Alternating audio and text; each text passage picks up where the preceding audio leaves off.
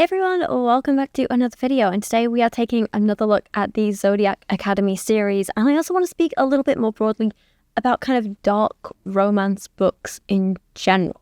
So, if you haven't been watching this series already, don't worry, that's okay, I can get you caught up. You don't need to watch the other videos, although you can if you want.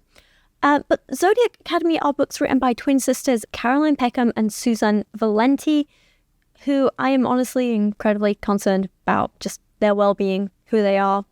They concern me. Today we are looking at book number 3 out of 9 in the series. This is called The Reckoning, and I want to make this video a little different to the others because we're not diving in straight into the book. First, I have a few things I want to say about the dark romance genre in general, because that can be a genre, that can be a thing, that is fine.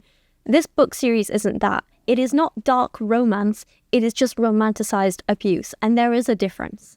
But first up, let's do a little plot summary so you can all get caught up as to where we are in the series so far. Twins Tori and Darcy grew up in the mortal realm, but just after they turned 18, they found out that they are secretly heirs to the throne of the Fey Kingdom of Solaria, where their dad was this mad king known as the Savage King who killed a bunch of people.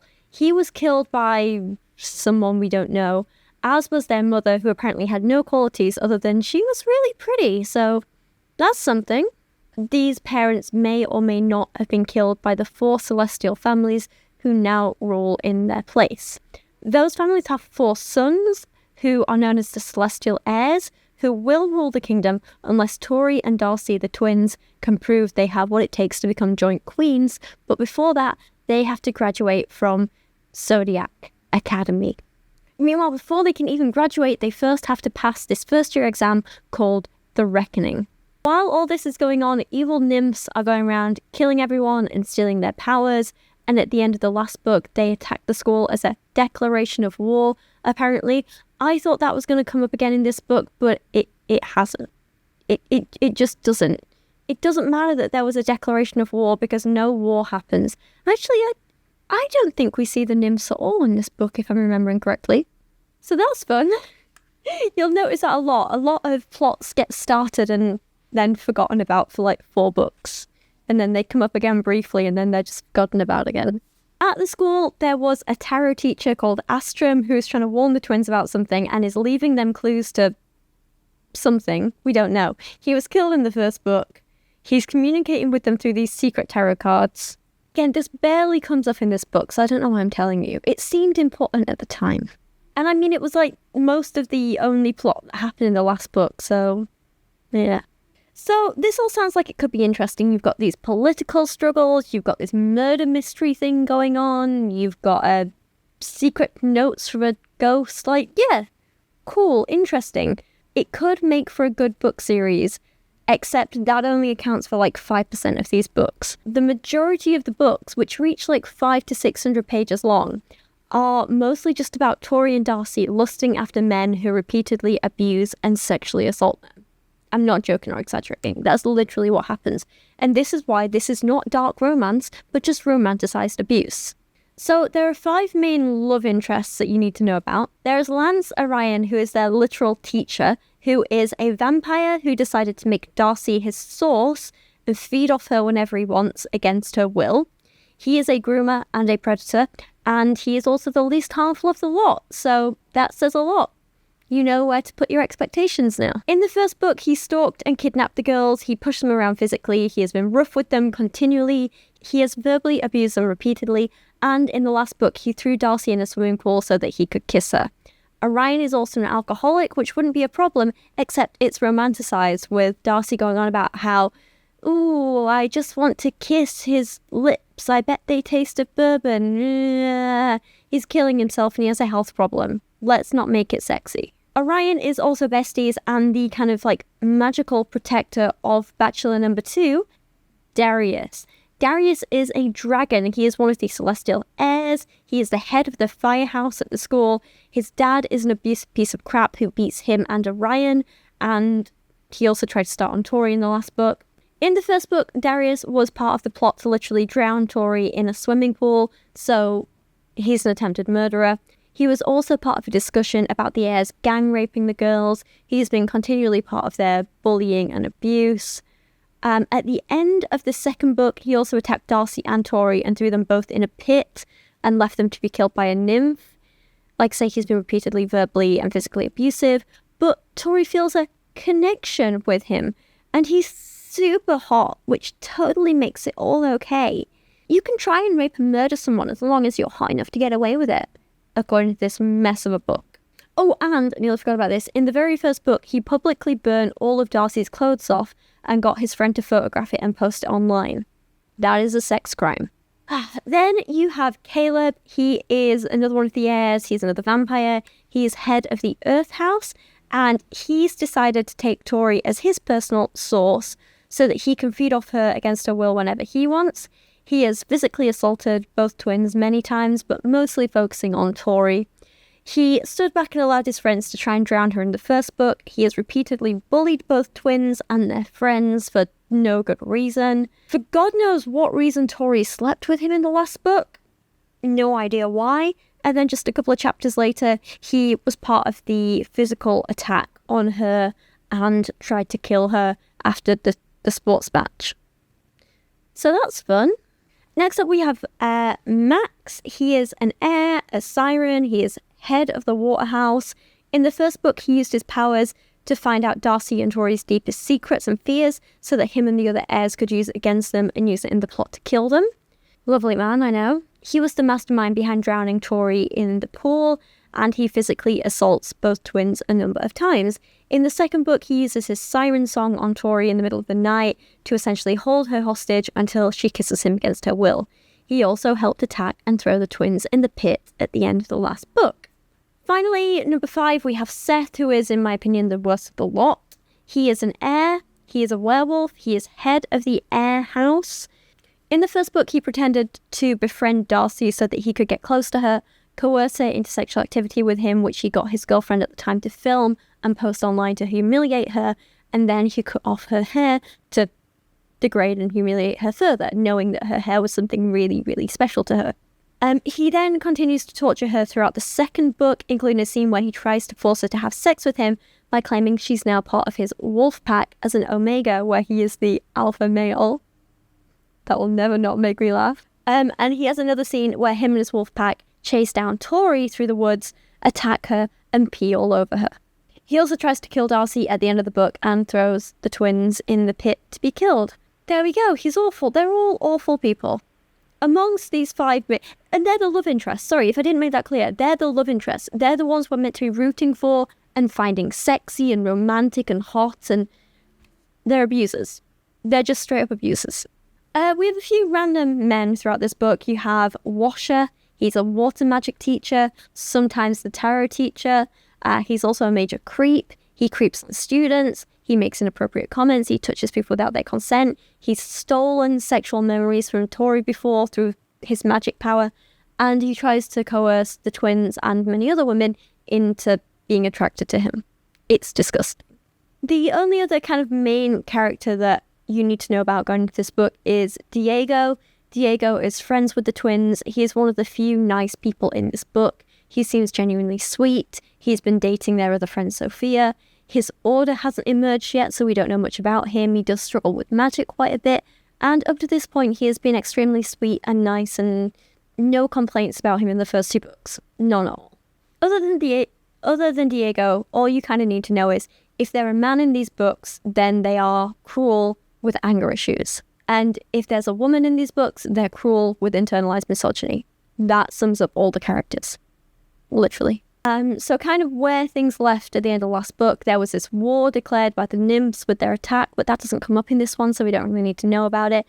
What we do need to know is what's about to come up is this exam called the Reckoning, which decides whether the twins and the other first-year students get to stay at the school or not, and it coincides with an eclipse. Their tarot teacher warned them about something happening on the eclipse. Orion overheard Darius' dad talking about something happening at the eclipse, and last time there was an eclipse, Orion's sister went missing, and it seems like Orion's mum and Darius' dad, who are having a secret affair, sacrificed her as part of some magic ritual thing. And that's about all you need to know.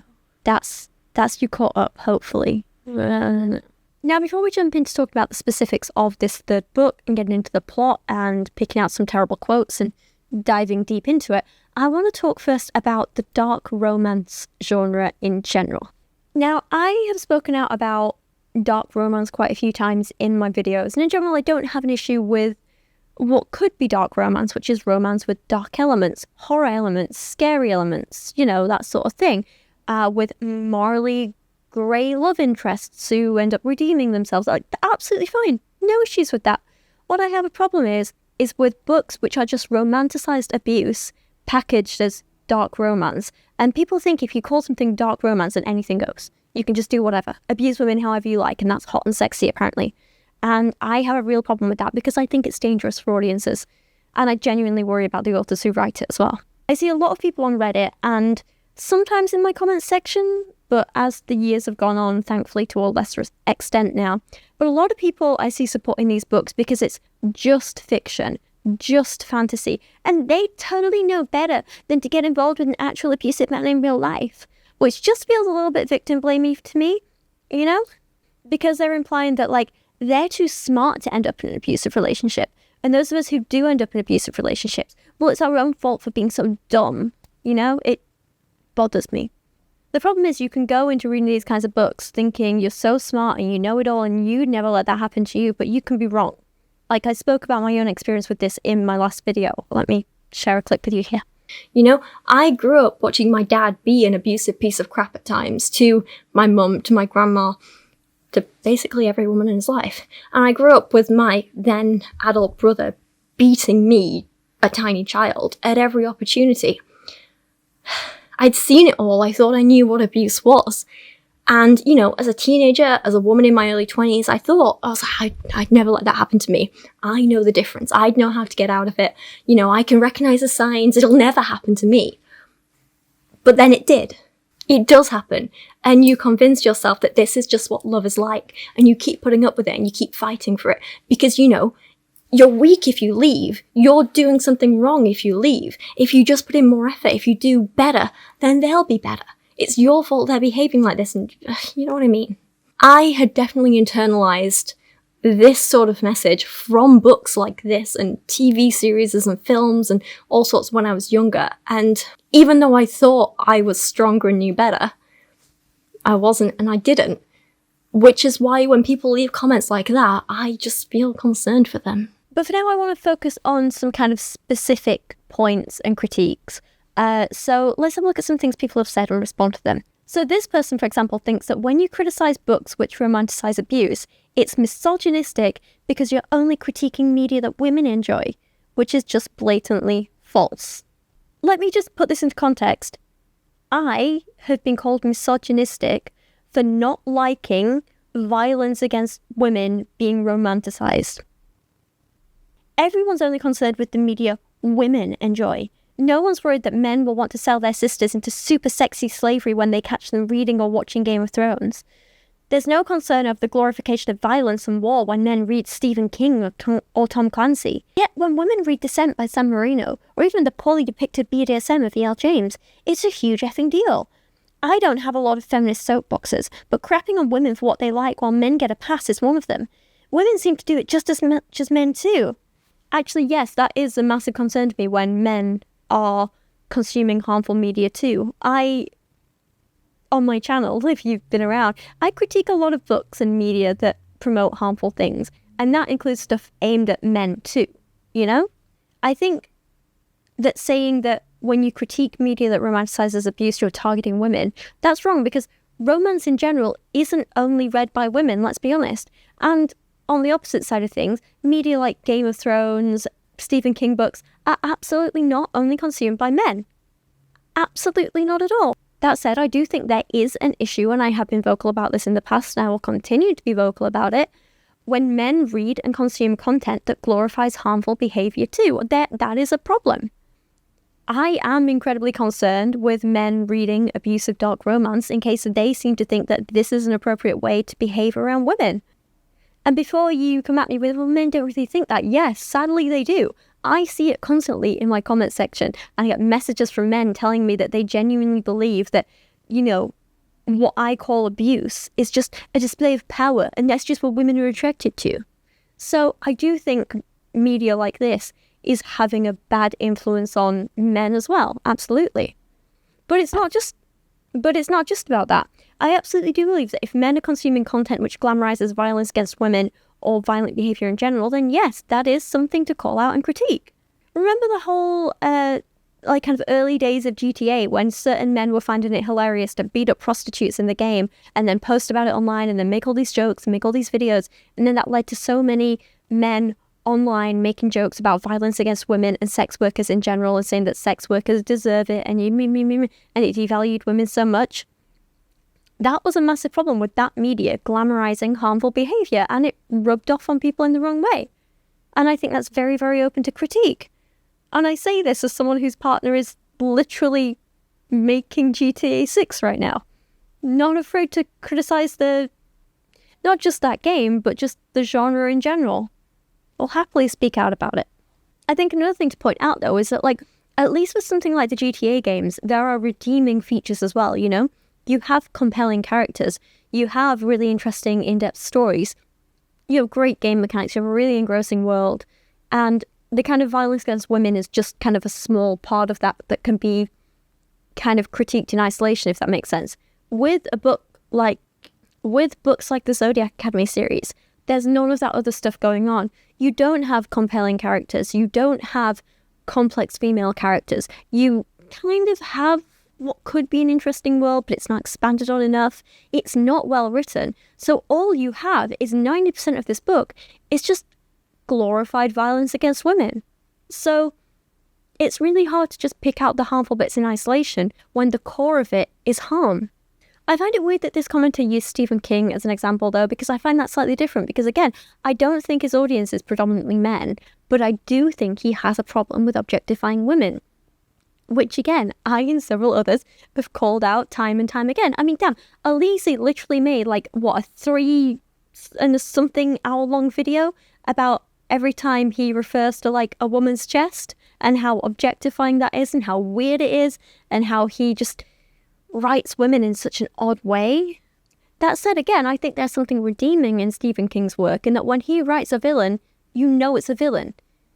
You know he's not on their side. You know he's trying to write a horror book. He's not out there telling us that, we need to find Pennywise from It super, super sexy, and it's totally okay that he's, kidnapping children and killing people because, oh my god, look how hot he is. And finally, it's really important to make the distinction that just because I and others are calling out how harmful a lot of parts of these books are, that doesn't equate to us simply mocking women for liking romance. I couldn't give a damn if people like reading romance books. I don't care if you like cheesy rom-coms or something silly and light and just fun. I'm not saying everyone has to be reading high quality literature at all times. No, of course not. Give yourself a break, have some fun. Read something silly and light-hearted and just enjoy yourself. There's nothing wrong with that. I'm not going to mock someone for wanting to read a silly romance book, but I am going to be concerned when someone is telling me how hot it is to watch a woman be raped. That's the difference. I'm not sat here mocking someone saying, ha ha ha, I can't believe you liked this book. What I am doing is sitting here saying, I'm really concerned that this character is spending 3 pages talking about how she finds this man super, super sexy, and the readers and the writers are trying to tell us he's this big, strong, romantic hero that we should be rooting for, when just pages earlier he was trying to kill them, threatening to kill them, assaulting them, threatening to assault them, verbally abusing them, threatening to gang rape them. And when I say them, I mean 18-year-old girls. Pointing out the harm in this content and being worried about how it's affecting people in the real world is not the same as what one commenter tried to tell me I was doing, which is they said what I was doing was the equivalent of saying, ew, you like Britney Spears. And I'm like, no, not even close to being the same. To go back to the comments I found online, one person tried to point out how harmful these books were by saying things like, the wrong thing with dark romance is that it does romanticize abuse and even rape, which is what I've been saying. Most stories in the dark romance genre are not written responsibly, particularly those marketed to the youth. I've grown into adulthood that such abusive behaviours are okay.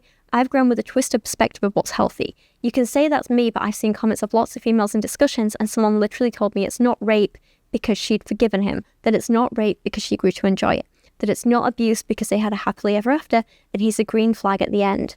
When I explained to them how it is abuse and rape, Some people use the most BS logic out there, and someone literally said it doesn't romanticize rape because it's literally dark romance.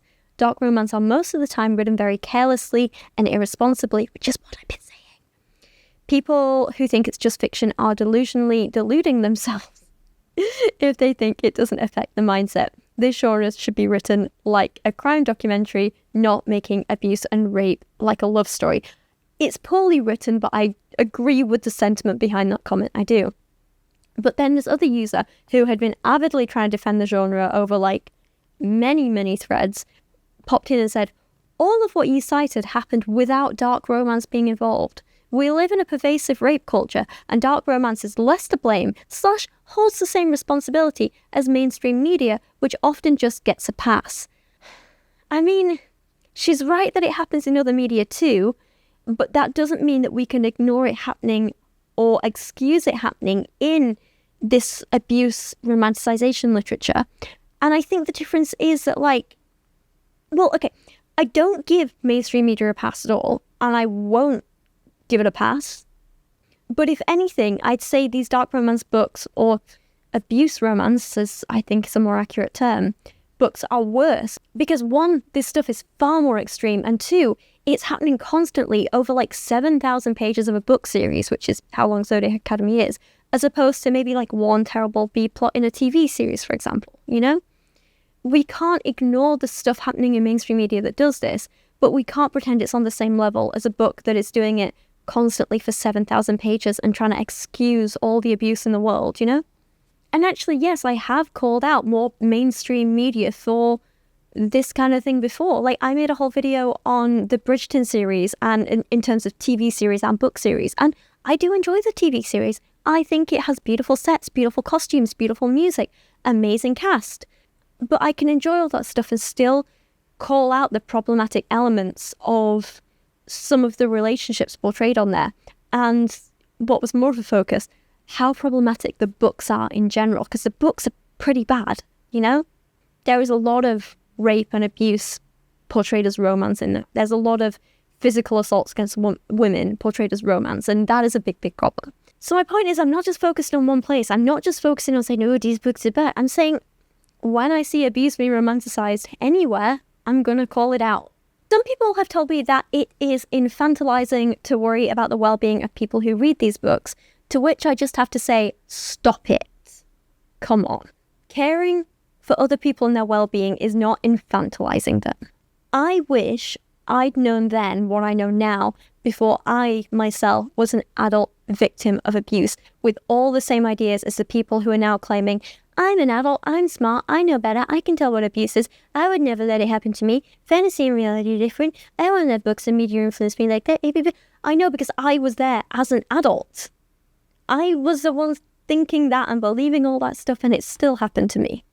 I'm just saying now what I wish people had told me at the time. The Zodiac Academy books and books like them present these ideas that are really harmful, and they completely get in your head, like telling you that leaving your abuser is a sign of weakness. If they hurt you, it's because you deserve it. It's not really abuse if they love you or tell you they love you. Or if you find yourself sexually responding to an assault, then it's not really an assault. And on that last one, for an example, you know, plenty of people orgasm during rape or feel arousal during rape. It's still rape. Having a physical response like that doesn't negate consent. And that's something that so many of these books not only overlook, but directly go against. And having these things told to you constantly is something that you internalize, and it is harmful in the real world. I don't call out these harmful things to be patronizing or look down on people. I do it because I wish someone had done it for me, and if I can help one person, it's worth it.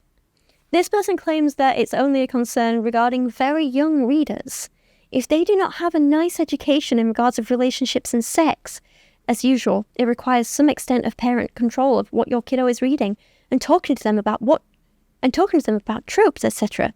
But except from that, we need to remember one thing when criticizing. Readers in general aren't stupid.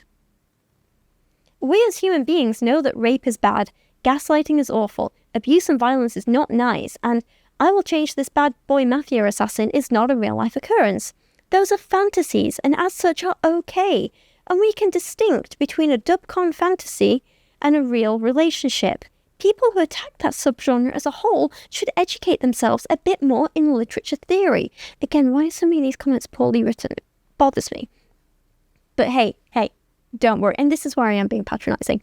As someone who is well versed in literary theory, let me chime in.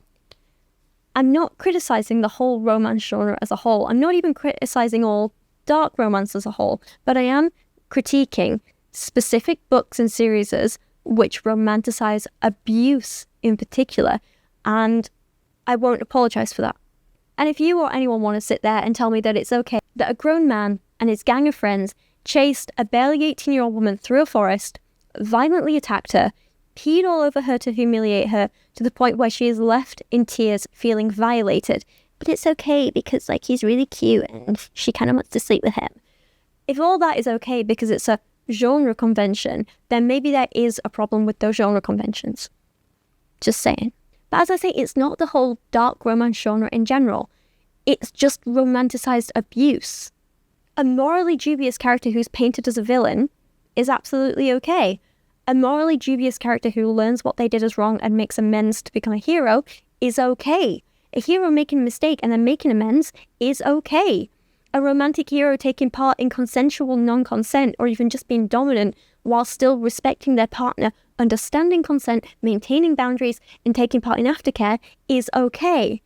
However, a character with no boundaries, no respect for others, who ignores consent, who attempts murder, rapes, is violent, manipulative, is emotionally and verbally abusive, who makes the other characters state that they feel violated, disgusted with themselves, degraded, and fears them, and they never express remorse, regret, or make any changes about this, but is allowed to get away with it because they're attractive and they just can't help being attracted to the person that they're hurting.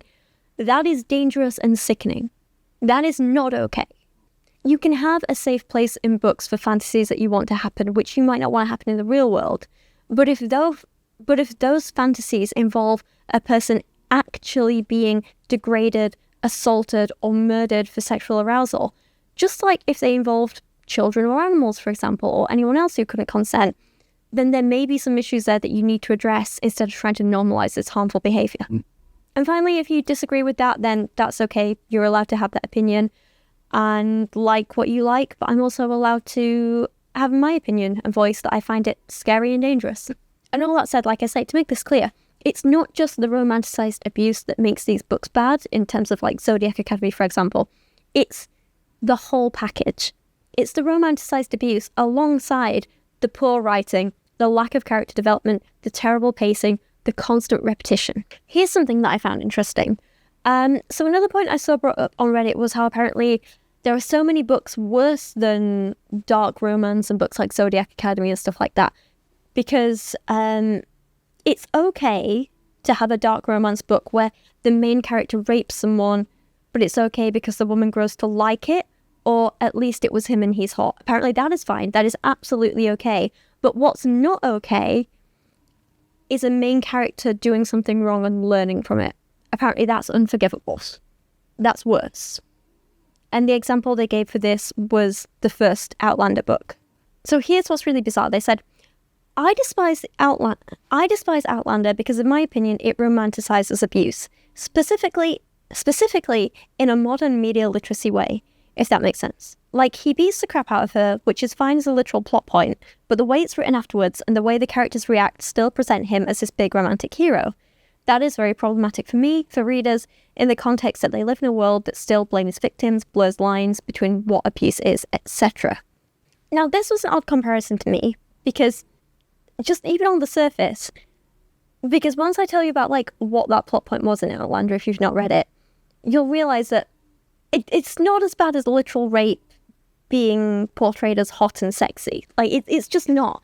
But also, for one thing, the Outlander books are not dark romance, not even close. They're historic romance with some fantasy elements in there, I guess you'd say.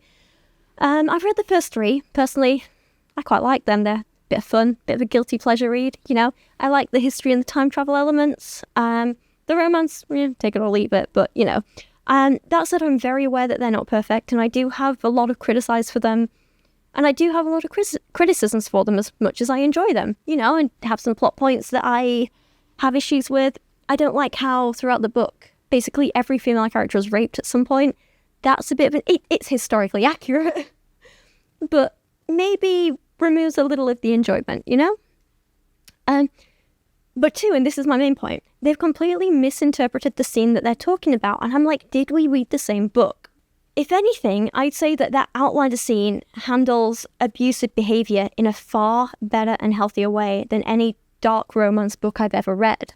So take a book like Zodiac Academy, and you have these men literally attempting murder and physically and sexually assaulting these women over and over, and they never apologise, they never learn from it, they never even change their behaviour. They just do it again and again and again.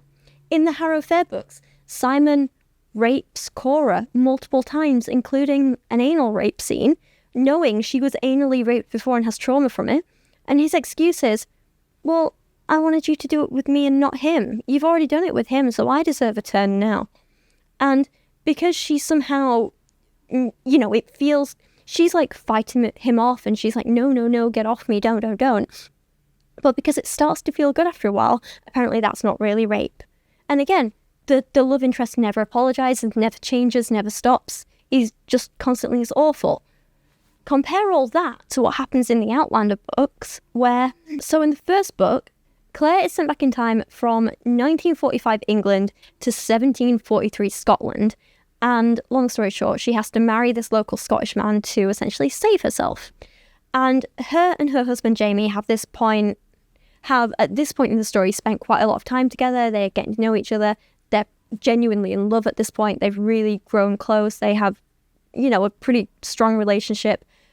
She's healed him from wounds he's suffered. He's saved her life a few times. They seem pretty equal, And Claire's a very strong, independent woman. She was a nurse back in the 90s during the war. She's very well educated. She's very smart. She knows what she's doing. She can stand up for herself. Absolutely. But when Claire does something stupid and puts not only her life at risk, but Jamie's life and the life of his entire clan, then all the men in the clan say that because of this, she needs to be punished, disciplined, and beaten. These men are a product of their time. This is historical fiction for a reason, And Jamie is still quite young at this point. I think he's like 21 or something like that. And he's youngish, he's naive, he's surrounded by all these older men than him that he respects, who are telling him that if he and his wife want to stay with them in the clan, then she needs to be disciplined. And so, of course, Jamie does it. He feels like it's his obligation. He has to hit her, right? And he beats Claire. And it is a thoroughly horrible scene.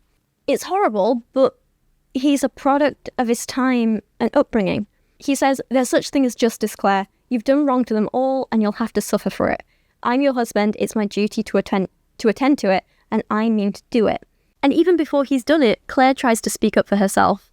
I felt deeply betrayed that the man I depended on as a friend, protector and lover intended to do such a thing to me, and my sense of self-preservation was quietly terrified at the thought of submitting myself to the mercies of someone who had handled a £15 claymore as though it were a fly whisk. I will not allow you to beat me, I said firmly, keeping a tight hold on the bedpost.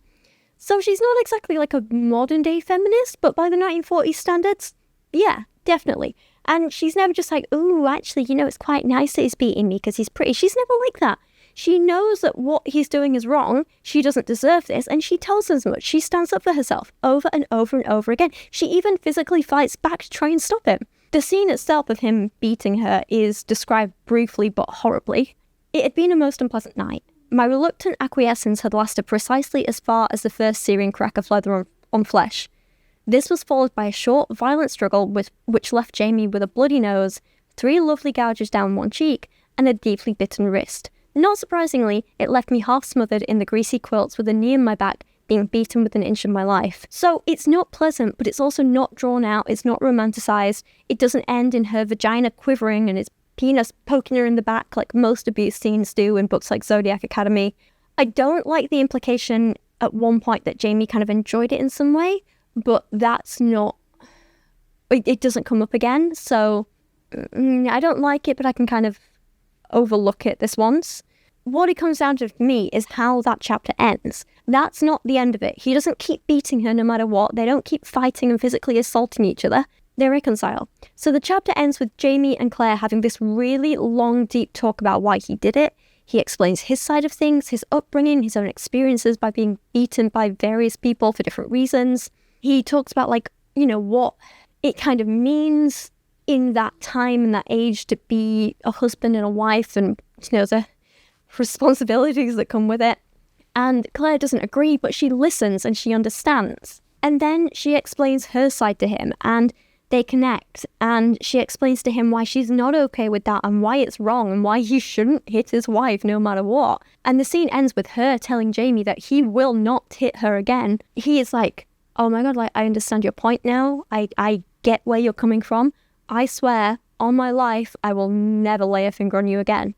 And he makes a promise to never do that. So his initial action was a product of the time he lived in, but they soon learned to listen to each other, to understand each other, to grow together.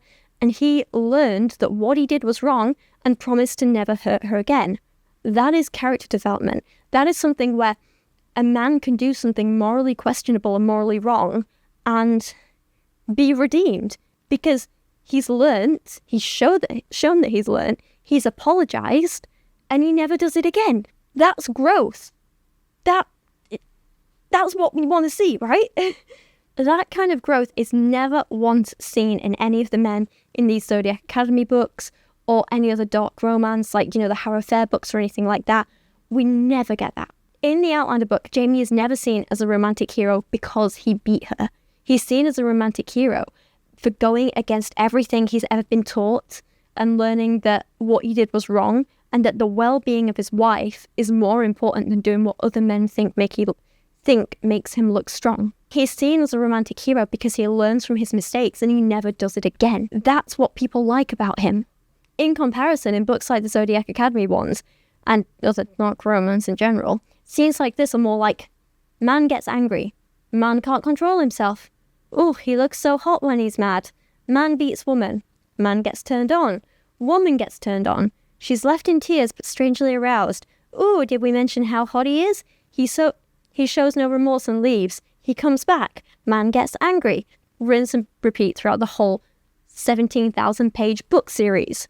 It's extremely different to the nuanced scenes we saw in Outlander. And I feel like people saying that, like, some dark romance is okay if the rape is just rape, but not when the man learns and they try to examine his motivations and he learns to understand the woman and he overcomes societal pressures and grows and becomes a better person. Like, that's not okay. Madness. Okay, so one comment I got on my last video was that I was apparently kink-shaming people, which I could not agree with more, because there are certain topics which are not just kink, you know? I don't think being into rape is just kink. I don't think, you know, this isn't someone who's into consensual non-consent. This is just straight up rape. You know, things like that. There's a massive difference.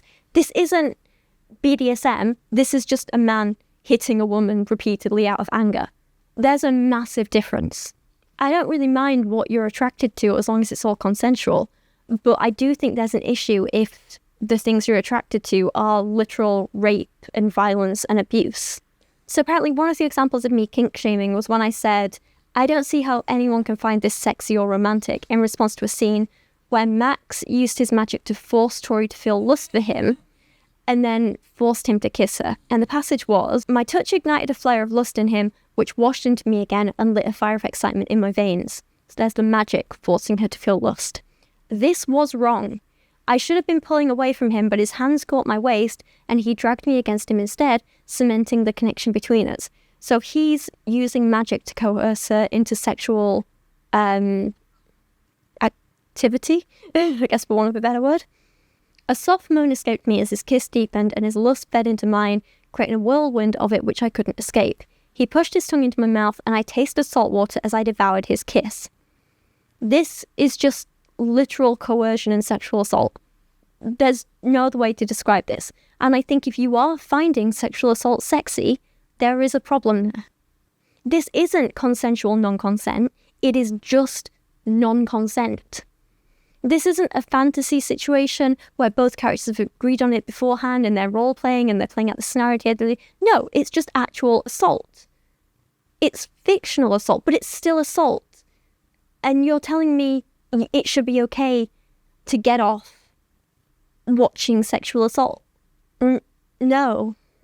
Like, imagine if I read you the scene without all the magic, and let's just do a gender swap for funsies as well. She slipped Viagra into his drink without him knowing, and he felt his penis get hard. This was wrong. He didn't want this, but she pulled him towards her. His penis got harder, and though he didn't know why and he didn't want this, he definitely had an erection. She forced her tongue into his mouth, which he didn't want, and his penis still had an erection that he didn't want. Is that sexy? Because that's also just sexual assault. There's nothing wrong with being into power play and sub-dom stuff or, you know, consensual non-consent fantasies, but this isn't that. This is just straight up assault. If this was instead a scene where two characters were playing out a fantasy together, and we know that behind that fantasy they actually respect each other, we knew that they discussed it in advance, we knew there were safe words, we knew there wasn't any actual drugging or magical coercion, there'd be no problem with that, because that is just a fantasy. That is just a role play. But this scene, these books aren't that. These aren't just a fantasy. These are depictions of literal assault that you're telling me are sexy and romantic. And I don't think that's okay. If you're still on the fence and you're not with me, then I'll give you another example, right? The authors of these books decided to age up the characters to make them all over 18. Even though the characters act like children, dress like children, and are treated as children, but they're totally not children because they're over 18. If this is just fantasy and just kink and none of this is real, then why does it matter that these characters are over 18? Couldn't you have just kept them as children? Because it's all just fantasy, it's not real. It's totally okay, right? You can do anything with these characters and find anything hot because they're not real. It's just fantasy, it's just kink. Why can you justify violence, sexual assault and rape against women? Because it's all just fantasy, but you can't justify it being done to children. Maybe it's because you know that sexualizing children is wrong. Children can't consent, and it's uncomfortable to read about raping a child, right? You wouldn't want a book that described raping a child in detail and telling you to get off on it because it's hot and sexy, would you? Well, at least I hope you wouldn't. But if you don't want to read about a child getting raped, then why are you okay with reading about an adult getting raped? Why is it okay if it happens to a woman? Why is a child who can't consent off limits, but a woman who can't consent is considered sexy? I think they're both absolutely horrific. And I think the problem is when we're told that rape and violence against women is supposed to be sexy and hot, it just highlights this huge problem we have. About how violence against women has been so normalized and become so pervasive in society that we think we can justify it in various different ways. Oh, it's just a kink, just a fantasy. If you're saying it's just a kink, just a fantasy to watch women being raped, assaulted and degraded, then that's not empowering. That's feeding into these patriarchal norms where women are treated as disposable objects to be used and abused and thrown away. You're not empowered by reading this, you're part of the problem in oppressing women. So another commenter here said that these books are absolutely fine as long as they are properly labelled as romance, not to be imitated IRL, which again kind of makes no sense to me because one, these books are not properly labelled. They are labelled as romance. They are called dark romance, but there's nothing in here saying, hey, rape is wrong, this depicts rape, don't rape people. And two, again, let's say you have a book about, talk about Lolita in a second actually, because that's a off-script thought I'm just having. But let's say you have a book about a child being raped by an adult man, and it's presented as a loving romance for 600 and odd pages. Except the book has a quick label saying, by the way, not romance, don't do this IRL, lol. And people are saying, but it's totally okay because I'd never rape a child. It's just a fantasy. Stop kink shaming me. Would that be okay? Would you be fine with it? Because I know I wouldn't. Absolutely not. I don't want this to turn into like a slippery slope argument or fallacy or anything like that. But I do think we do need to draw a line somewhere. And for me, that line is on literal assault and rape being portrayed as romance. That's what I think is not okay. That's my line, and anything beyond that I will critique. And just thinking about it here, again, it's not scripted, but like, I think the closest I can think of as like an example to this would be a book like maybe Lolita, or maybe even Alyssa Nutting's Tampa, something like that, in which you have these older adults taking advantage of children, you know? I'd say maybe Tampa's a little more graphic than Lolita, I'm not sure. But, and this is where it gets complicated, in both of those books, which do have depictions of child sexual abuse, right? On the one hand, you can say it's not as bad as like these books that portray rape and violence as romance, because at least in books like Tampa and Lolita, the adults, the abusers, are portrayed as the villains. Like, the authors explicitly set out to be like, these people are the villains. This is bad. This is not love and romance. However, even with that, you still get some people who romanticize Lolita and see it as this epic love story. And that is a huge, massive problem. So, if you can have literal depictions of abuse being called abuse, and the abusers portrayed as villains by the authors, and people still come out of it thinking, oh, what an epic love story, then how are people going to get their head around abuse being portrayed as romance? My point is, can we not? Just can we not? I think if I want to draw the Lolita comparisons, I need to get my thoughts a little bit more in order first. Like, structure. But that might be an interesting video essay to do at some point, actually. We'll see. I'd want to structure that properly and talk through it. But, yeah. The point still stands that my conclusion is depicting abuse as romance in novels is dangerous. And I think this is all why we need to have these discussions and analyse these different books in these ways. And why it is absolutely, actually it's more than okay, it is essential to call out harmful nonsense like these Zodiac Academy books when we see it. And the thing is, thankfully, I am not the only person who thinks this way. There are plenty of other people talking about it online and people who agree with me. I found a great blog post addressing this on a blog called Breaking Normal. I'll leave the post linked in the video description if you want to read it in full. So this blog post ended with the author saying, when you grow up reading stories about how commonplace it is for men to talk you into sex, pressure you to have sex, force you to have sex, you think, well, I guess this is normal. It's what they write about. Why don't I enjoy it like they seem to in the books, movies, or on TV? Now when I read a romance book with a romantic lead who enacts this type of behaviour, he's not a romantic lead, he's a rapist. The author is someone who supports rape culture and the abuse of women, and the publisher is reinforcing a system that keeps women in danger of sexual violence. That is exactly how I feel about the Zodiac Academy books.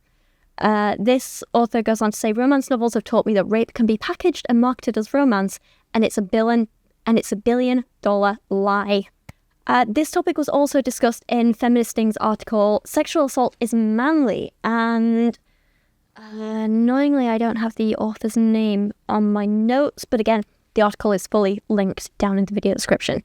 But this person, she says, if men were writing this, fiction where women were sexually subjected to men and sexual assault was glossed over by having women enjoy it, I don't think we'd be able to hear ourselves think for the uproar.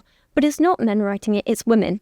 Women are writing for women, and they're glamorizing sexual crime. I've read a whole heap of justifications for this, that it's to do with moral panic. The virginal heroine cannot express sexual desire on her own, but if forced into it, well, it's not really her fault. That it's the other side of the coin. That it's the other side of the coin to the sexualization of violence. The violentization of sex? The violentization of sex? That it's an effort to reclaim the rape. WTF. But you know what? This is a trope. This is a trope within the genre that cannot be ignored. I don't care how you justify it. I don't care that it's women writing for women and that somehow makes it safe. In fact, it makes it worse. It makes us complicit in a dialogue of our own sexual oppression.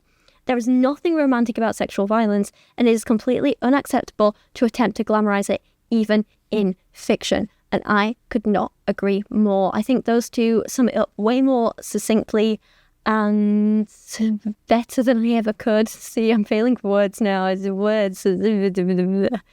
Oh, I'm tired.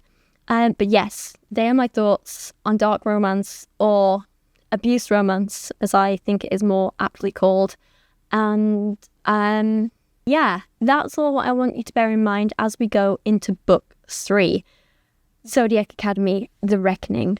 I will say this one is not quite as heavy on the sexual violence as the other books, thank God, but it's so difficult to want to root for these men when they're still being abusive in other ways, and they've still done all the sexual violence before, and the attempted murders, and the everything else, and they haven't apologized for it, they haven't tried to make amends for it, they haven't really shown a change in behavior, they're just being slightly less rapey than before, which is kind of saying something. And I think this is the other problem that I have with these books, right? And this is something that I've pointed out. So I've been speaking a lot to Alizi and Fangelina Skov as I've been making these videos, and they're completely on the same page as me when it comes to all of this. And I find myself being like, oh, well, this isn't too bad because he only, inserts something abusive here. And that's not as bad as the time he tried to gang rape the twins, something like that, It's almost like we're making the lesser crimes okay because we've seen worse ones. And it's not okay, is it? It's really not okay. And this is the problem. I hate these books. Okay, voice over me, just jumping in here for a moment to add a little something else. Well, actually, not real voice over me. This is an AI voiceover to sound like me because I'm unable to record right now. And unlike other generative AI stuff, I'm only ripping off myself. It's going to sound a little odd, but please bear with me. Real me will be back in a moment. So I want to quickly address one more point, and this is to the people who say that reading dark romance books is therapy for them, that it's empowering. Their argument is that they're now able to heal from past trauma because they're able to control the narrative again and find that trauma sexy, or they're able to take control and close the book when they need to. But they're not controlling the narrative, are they? It's still violent men in control, even if it's a fictional one this time. And it's still normalizing violence against women. And while I don't want to crap all over someone's coping mechanism if I can help it, I can't just sit by while people try and tell people that something so harmful is really helping them. If it's a coping mechanism, then it is a self-destructive coping mechanism in which you're dragging other women down with you. Are you really healing from your trauma, or are you just pasting over the cracks while the trauma still festers underneath, unaddressed, and gets worse? It's not really healing if you're just trying to tell yourself that what happened to you wasn't so bad and kind of sexy, really, and it's just because he couldn't help himself. I've drawn the comparison to other unhealthy, self-destructive coping mechanisms, like people who abuse alcohol or other substances, or people like myself who have issues with self-harm. Those things might help in the moment, and while you're doing them, you think they're helping you, but they're actually not. They're actually causing more damage.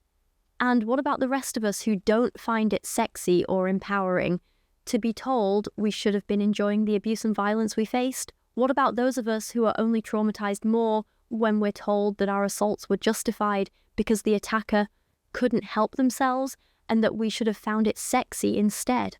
What about those of us whose experiences end up being belittled and undermined because of the values these books cause people to internalize? What about all the men who believe it's okay to behave this way because clearly it's just what women are into based on books like this? This idea that abuse romance books are therapeutic is just something I am never going to support, and I'm not sorry for that. Sometimes, it's surprisingly hard for me to take these hard stances like this because the moment you stop fence-sitting on something big, there will be people who get angry. And I know it's because of my childhood, but I find it very hard to be disliked, and it does upset me a lot, but I'm trying to remember that sometimes standing up for your beliefs will get you hate, and that's okay. I'm trying to remind myself that I'd rather be hated by a handful of the very women I'm trying to protect than to stay silent and become a part of the problem of normalizing violence against women. So, let's review it. Although I think I might film that section another day because I am a little emotional right now, so I'm going to come back when I'm feeling less worked up. Alright, hi everyone, it's been a couple of days. I'm now back. I'm in a good place. Let's actually have a read of Zodiac Academy Book 3, The Reckoning, together. So, right, this book starts immediately after the terrible nymph attack, which ended the last book. And honestly, it kind of doesn't seem so bad. I know that sounds horrible, but they were all like, it's a declaration of war. Oh my god, there's nymphs everywhere. Everyone's gonna die. Everybody. No, in a stadium full of literally hundreds, maybe thousands of students, 12 people died, most of them not even from the main school, but from the neighbouring school, so we kind of don't have any emotional connection to them. It just feels like a bit of a cop-out. No main characters died either, so, yeah, where are the stakes?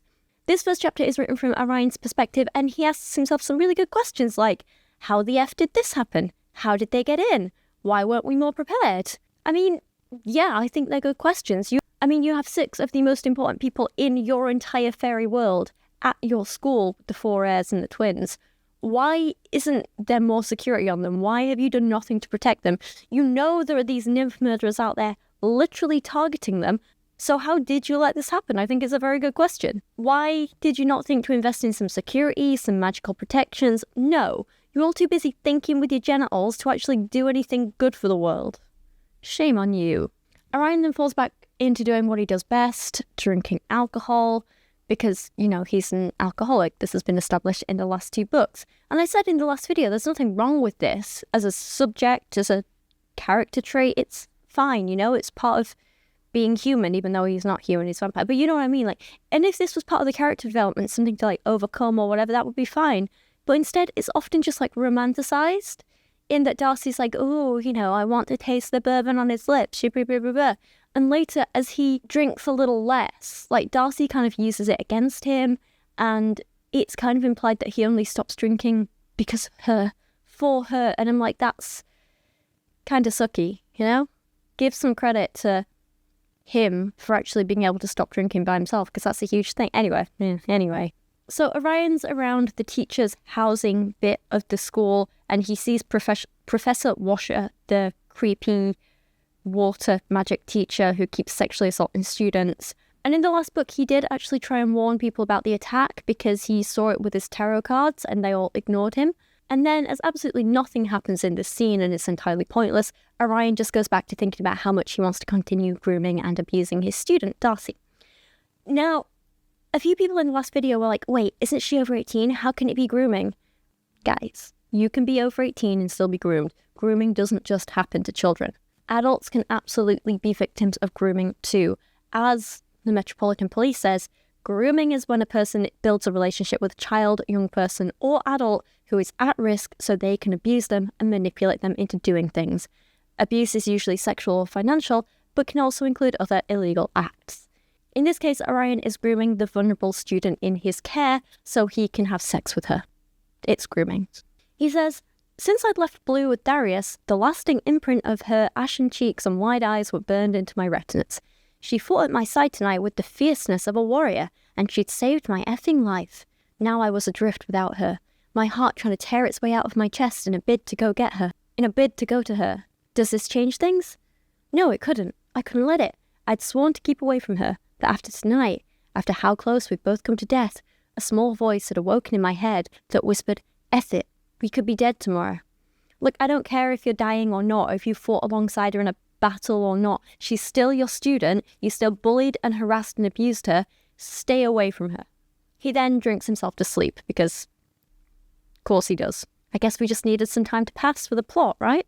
He's then eventually woken up by Francesca, the FIB, which is the Fate Investigation Bureau, officer, which he is both sleeping with and working with. She's banging on his door.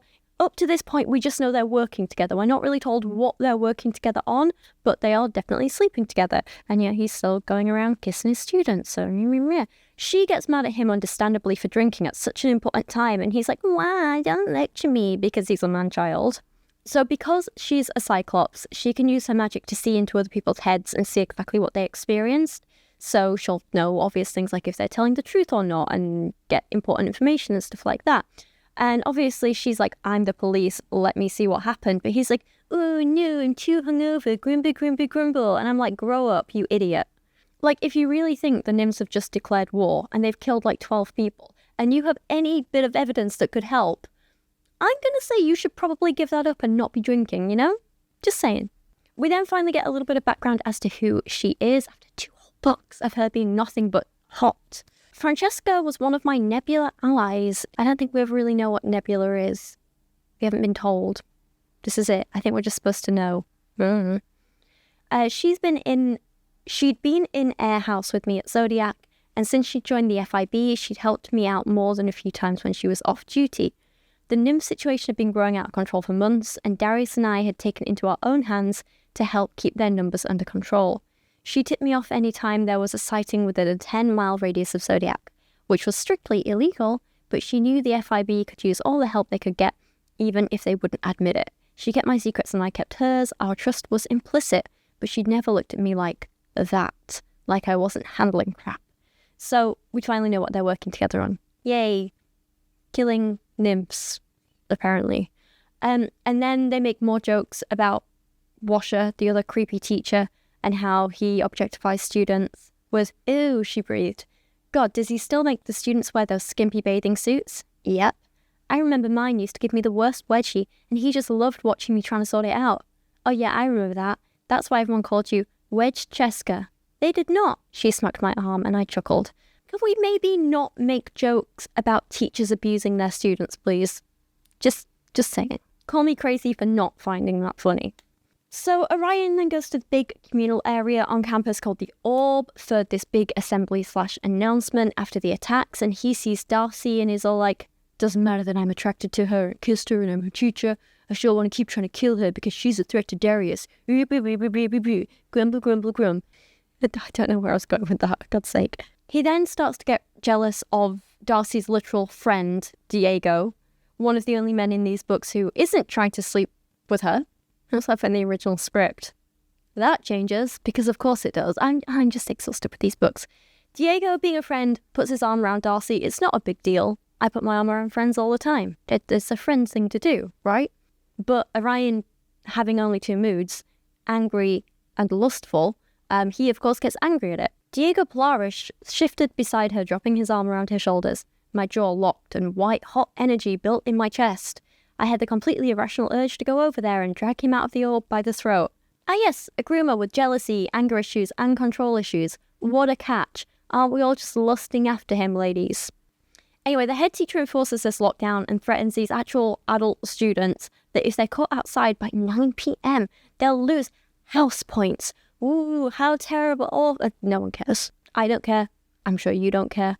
They're adults. They don't care about house points that mean nothing. While this big assembly is going on, Darius and Orion slip outside to be alone together. Yeah, not like that. Orion's all like, "Oh no, what about your training with this curfew?" Which is the first we've heard of this training. And then Darius also brings up the draining dagger, which is this dagger that Tori stole from him in the last book, but they don't know she has it yet, but she keeps feeling drawn to it. We don't know what it does yet. It's mildly explained later. Not, we'll see.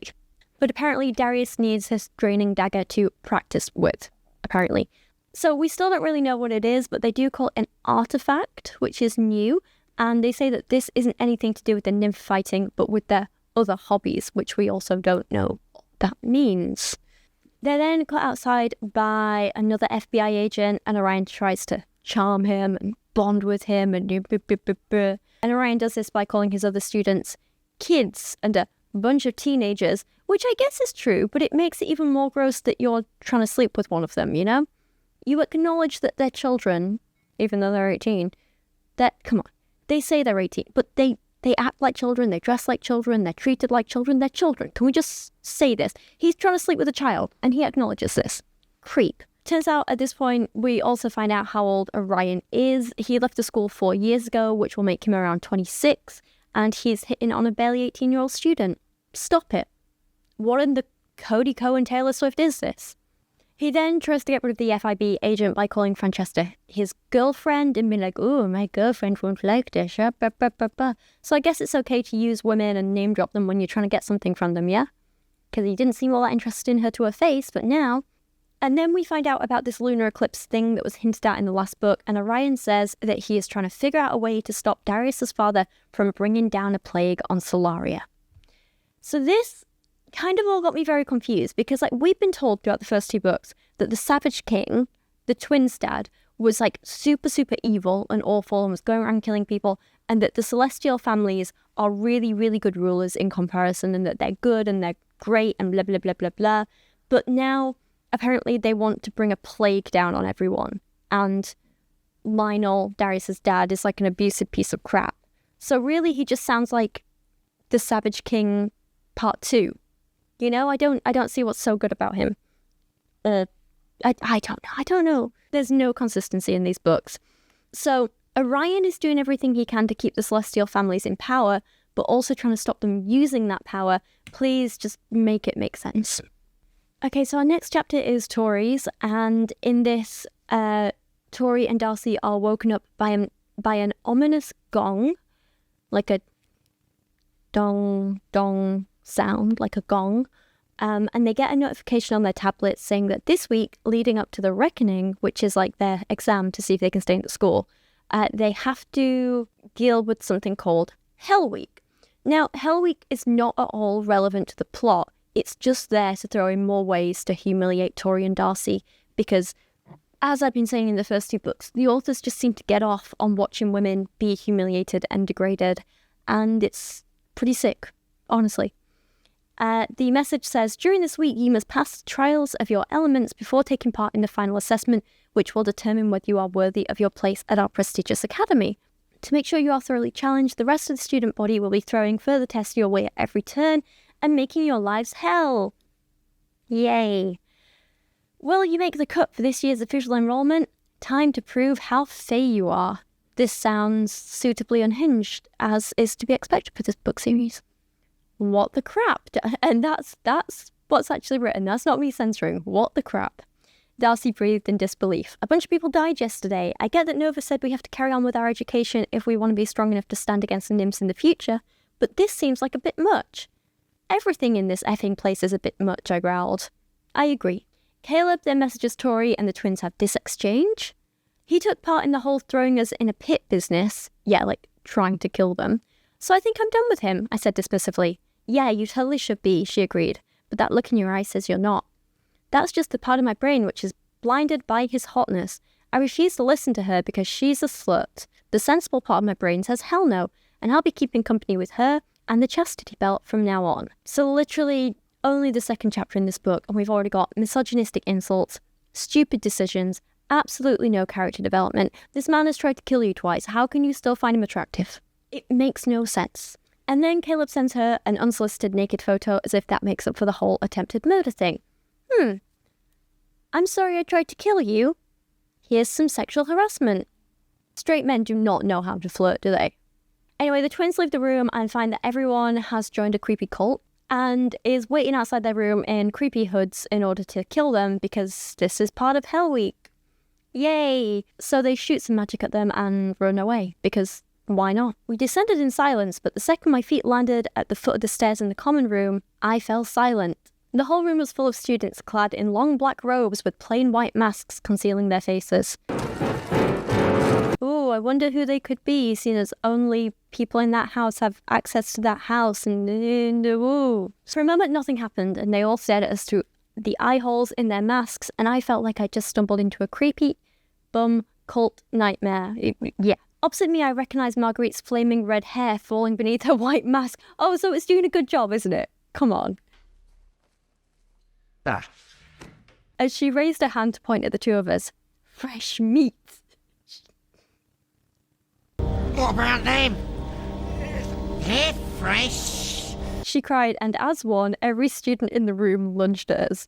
I screamed, throwing more energy into the shield I created and accidentally creating a blast of air magic that crashed out from us and slammed into them, knocking students from their feet and tumbling across the red carpet. Then they ran away. I do not care. The students eventually catch up with them, and because they're all children, they decide to write on the twins' foreheads nasty, nasty words like whore and just talk to my raven, which is a reference to the last book in which some stupid reporter put out this misogynistic article calling Tori a sex addict and a whore, and calling Darcy insane, delusional, and someone who has a lot of hallucinations, including one of a raven. How funny. I don't see what any of this adds to the book or the plot or any character development. It's not interesting, it's not funny, it's just like I say, the writers getting off on watching women being humiliated, and I just find it gross. It's unnecessary. You'd think there might be some consequences of having words written on their foreheads, but there's not. It lasts like a whole page and a half. They go find their friend Sophia, who is a Pegasus. Not a unicorn or a flying horse, a Pegasus. And she's just like, yeah, I found magic to remove it. And then she just removes it. Wow. What a story. How great. Didn't you just thoroughly enjoy that? Then they get chased by a bunch of other students again, and Sophia turns into a Pegasus and they fly off on her back because they really cannot do anything by themselves. And then the chapter ends. This is pointless. What am I doing with my life? In Darcy's chapter, another misogynistic article is published about them by that same reporter. It's more of the same stuff than before. Tori has a lot of sex. Darcy is insane, and that's apparently bad. Get some new material. This is boring. Orion then turns up to teach their cardinal magic class and is immediately his bullying, abusive self. He has stolen this sentimental hat from Diego that his dead grandmother knitted for him, and he's taunting Diego to get it back. There's also this girl Kylie, who I think is Seth's girlfriend, who's just mean to everyone. And then Orion decides to try and kill her in front of the class, because why not? Like, literally for no reason. Orion lifted a hand and snapped his fingers together. She spluttered and choked, holding her throat and rising from her seat in a panic. Orion strode casually down the aisle, my heart thrashed against my chest as he paid her absolutely no attention. She's suffocating, Gillian wailed, patting Kylie on the back as she turned blue. Yeah, what a great man. Wouldn't you want to be in a relationship with him? He just walks into a classroom and starts choking kids. What? Stop it. He uses this as a threat to make her friend answer questions about magic and the stars, and only when she gets them right does he decide to allow Kylie to actually live. That's horrifying. Again, these would make great horror books, just not romance books. And you need to acknowledge that Orion and the other men are villains. Orion then does the same thing to Tori and magically chokes her while Sophia answers questions. And how can Darcy be okay with this? How can she still be attracted to a man who is literally trying to murder her sister in front of her, who is physically assaulting her sister in front of her? I couldn't. Orion then starts verbally abusing other students by screaming in their faces so loud that the room literally shakes. He gets them all to go around the room saying demeaning things about themselves in front of everyone else. I don't know why. Apparently he's trying to educate them, but this isn't education. This is just being a bully. I don't get it. Orion's distracted for a minute and Diego manages to steal his hat back, and Darcy tries to hide it, but Orion's like, everyone will lose 5 house points for every minute Miss Vega keeps hold of that hat. I gasped, immediately feeling hands on me from the students behind. I lurched away, snatching the hat out from my waistband and throwing it at Orion, releasing a noise of frustration. He caught it out of the air and strolled back to the watermelon and redressed it. He put the hat on the watermelon. Stupid. This is ridiculous. Like I said, this isn't a threat. House points mean nothing. These are adult... They should be adults. They shouldn't care about something as stupid as that. Just let the man keep his hat. You're all idiots. So, as nothing's happened, we move on to Tori's chapter, and she reiterates how awful Orion is by saying, Orion publicly humiliated me, made me feel worthless, and called me names before telling me straight to my face he fully expected me to fail. And I got the impression he actually wanted me to fail. Yeah, and also he tried to kill you, don't forget that. He sucks. She's right. She's saying he made me feel worthless. How can you still want us to root for this man as a love interest? It makes no sense to me. If anyone even came close to making my sister feel like this, I would be like, get out. Right now. Then nothing happens again for pages and pages and pages and pages. They eat lunch, and Caleb sends this message to Tori that implies she has 2 minutes to run and hide, or he's going to come and feed from her, which is exactly what led to them having sex in the last book. So Tori's like, Since then, he's tried to kill me and send me unsolicited nude images. Yeah, I'll go along with this. Because she's an idiot. Can someone please write these women some self-respect? Then, out of nowhere, Darius gives her a nasty look across the room, and she's like, he's my enemy, and then runs away from Caleb into the nearby library.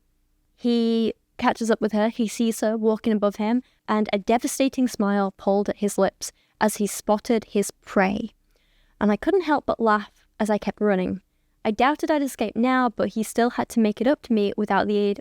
Make it up to me? Oh, catch up to her, okay. Without the aid of his vampire gifts. Ha ha ha, how funny and exciting and romantic and sexy. Being hunted for food. What a harmless fantasy. He quickly catches up to her because she's just a silly girl, remember, and like, she could never outrun a boy. And yeah, so despite her physically trying to push him off, he feeds off her anyway. And it's okay because he was so desperate. He just couldn't help himself. But a poor little boy, if you... Shut up. His grip on my waist tightened to the point of discomfort, and I tried to push him back a step, but he held on tight, releasing a growl.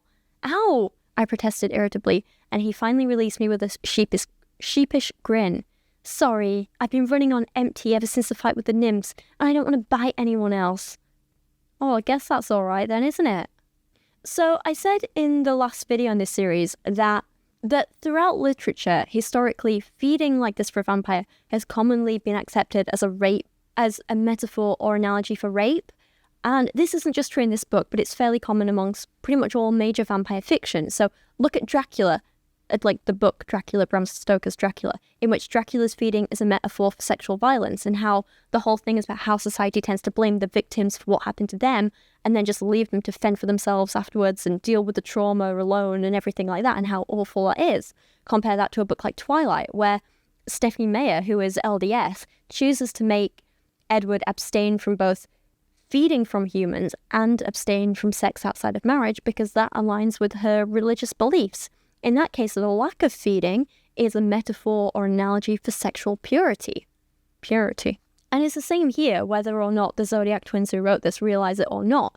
Having Caleb and Orion repeatedly eat from Tori and Darcy, respectively, without their consent, and having them fight back and push off and say no and feel degraded and humiliated and drained afterwards, it's simply an analogy for rape. And I don't think we should be portraying this as romance. You have this book where two men repeatedly and often publicly rape their supposed love interests without any remorse or consequences, and we're told we're supposed to find this hot and sexy. And I just don't. There's a lot worth discussing here, and okay, so there's this book called A History of the Vampire in Popular Culture by Violet Fenn, who posits the idea that fantasy transcends guilt, and vampires transcend their own potential guilt by using glamour to force their victims into actively desiring their fate, a form of mind control. Glamouring a victim makes them believe that they're offering themselves willingly, while allowing them to be suitably horrified after the fact. But he made me do it could possibly be seen as a very convenient way of avoiding censure for one's behaviour. It's really hard to say. I just want you to think as we go on about all the times this has happened in the Zodiac Academy books. Max using his siren song to force Tori to kiss him and Washer using their magic to manipulate people into feelings of lust, Caleb and Orion using their vampire power to feed off the girls and turn them into prey. We have Seth doing his whole thing, like turning Darcy into an Omega and trying to get her to sleep with him for that. Like, it's all this kind of coercion. And these men using sexual violence against women, and it all being seen like it's okay because he made me do it. Like, there's a lot of that in these books. So, like I said, this all ties very neatly into an argument many people make in favor of dark romance. This idea that dark romance is okay because it allows women to express their sexuality safely and freely and without shame, because they're not the ones who are seeking sex, which would be shameful, of course.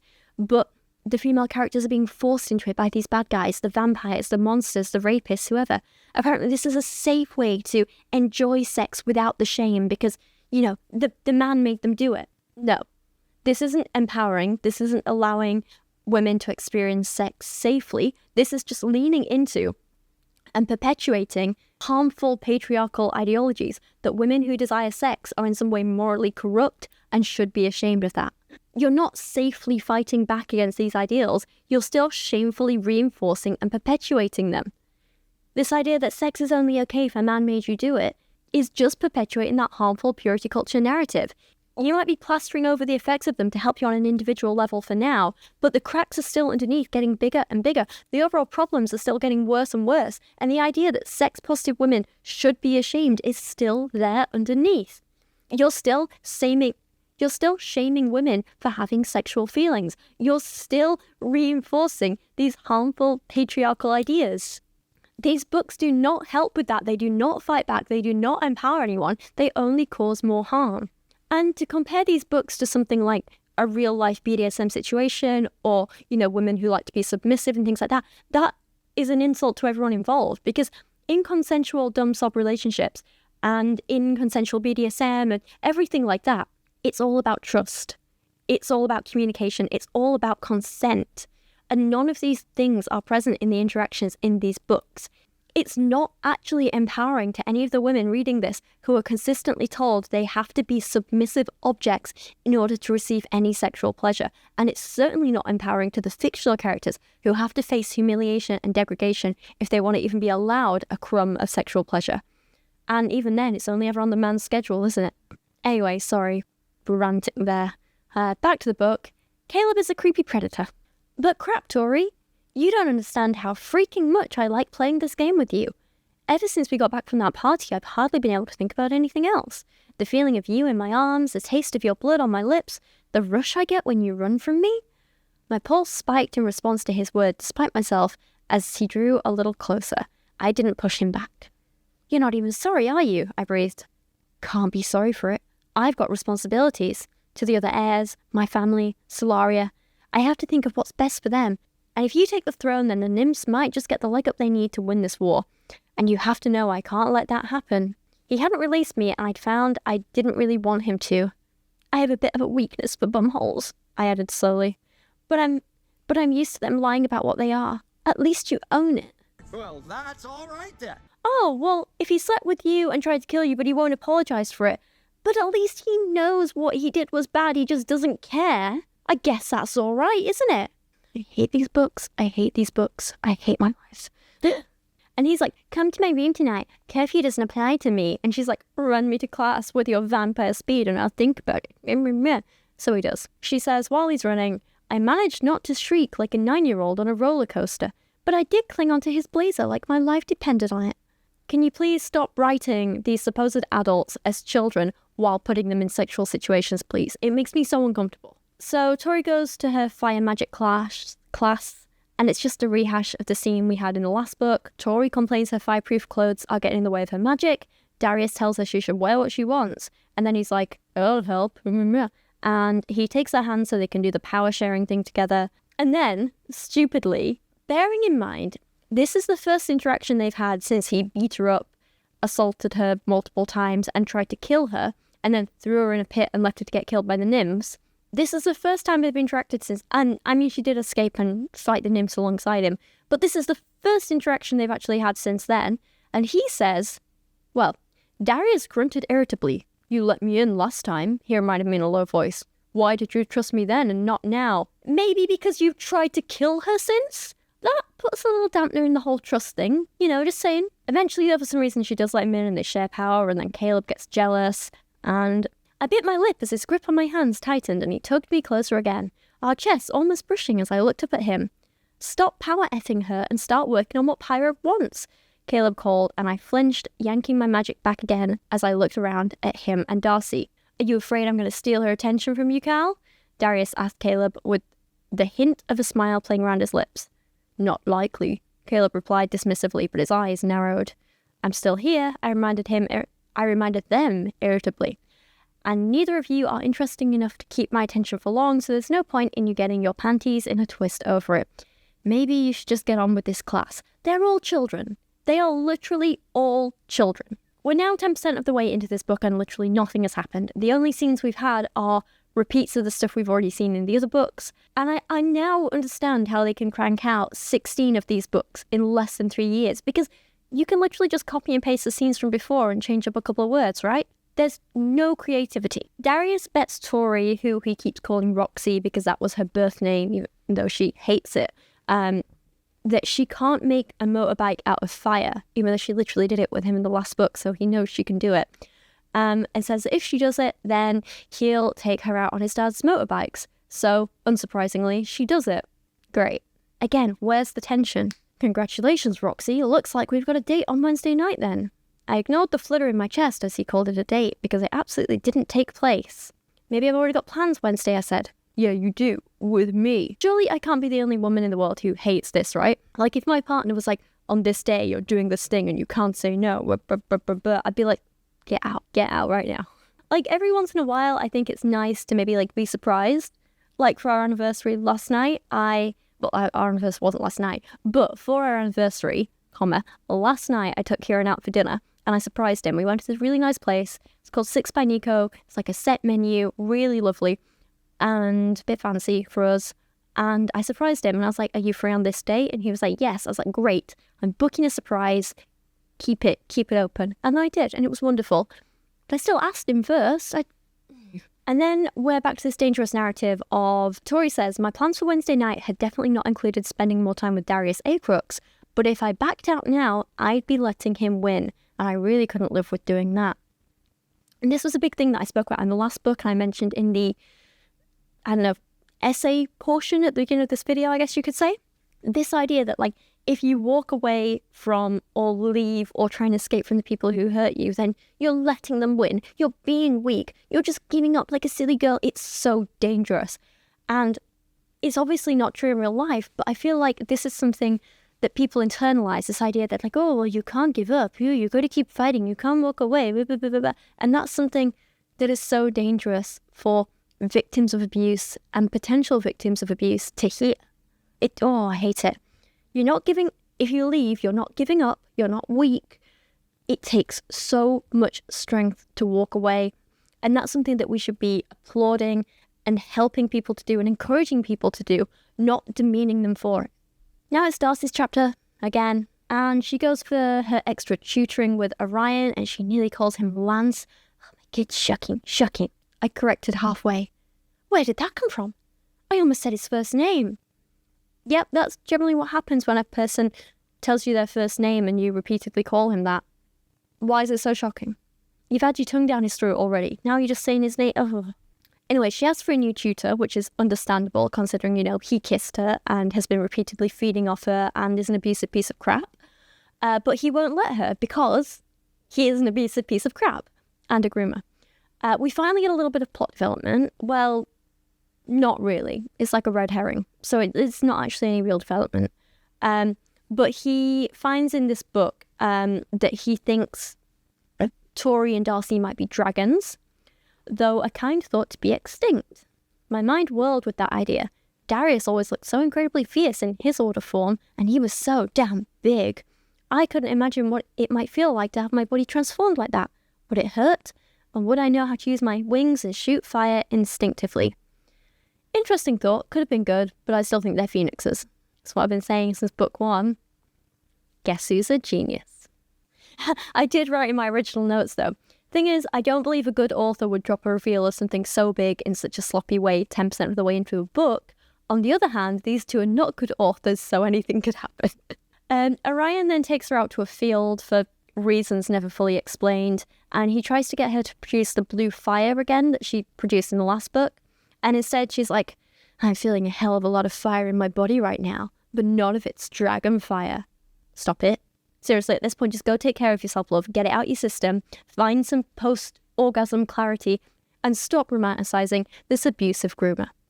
He's like, here, let me help you find your powers. And then without warning, he just hits her. Well, kind of hits. Worse than a hit. Good. Afraid we can do, he said. Then a scream ripped from my lungs as I was launched 100 feet into the air. The wind rushed over me and my stomach lurched wildly as I flew up on the magical gust Orion cast at my back. With a yell, I hit the peak of my momentum, the sky staring down at me as my arms cartwheeled like mad. Cast air. I forced out my palms, stifling my screams and trying to gain a handle on my terror, but I started tumbling, falling at a furious pace, hurtling towards certain death. Yeah, that's helpful. Just nearly kill her, why don't you? He then spends several pages just blasting her with magic and hurting her in every way that he can, and she attempts to fight back, but he constantly has the upper hand. It's just not very pleasant to read. It's just her being hurt over and over and over again.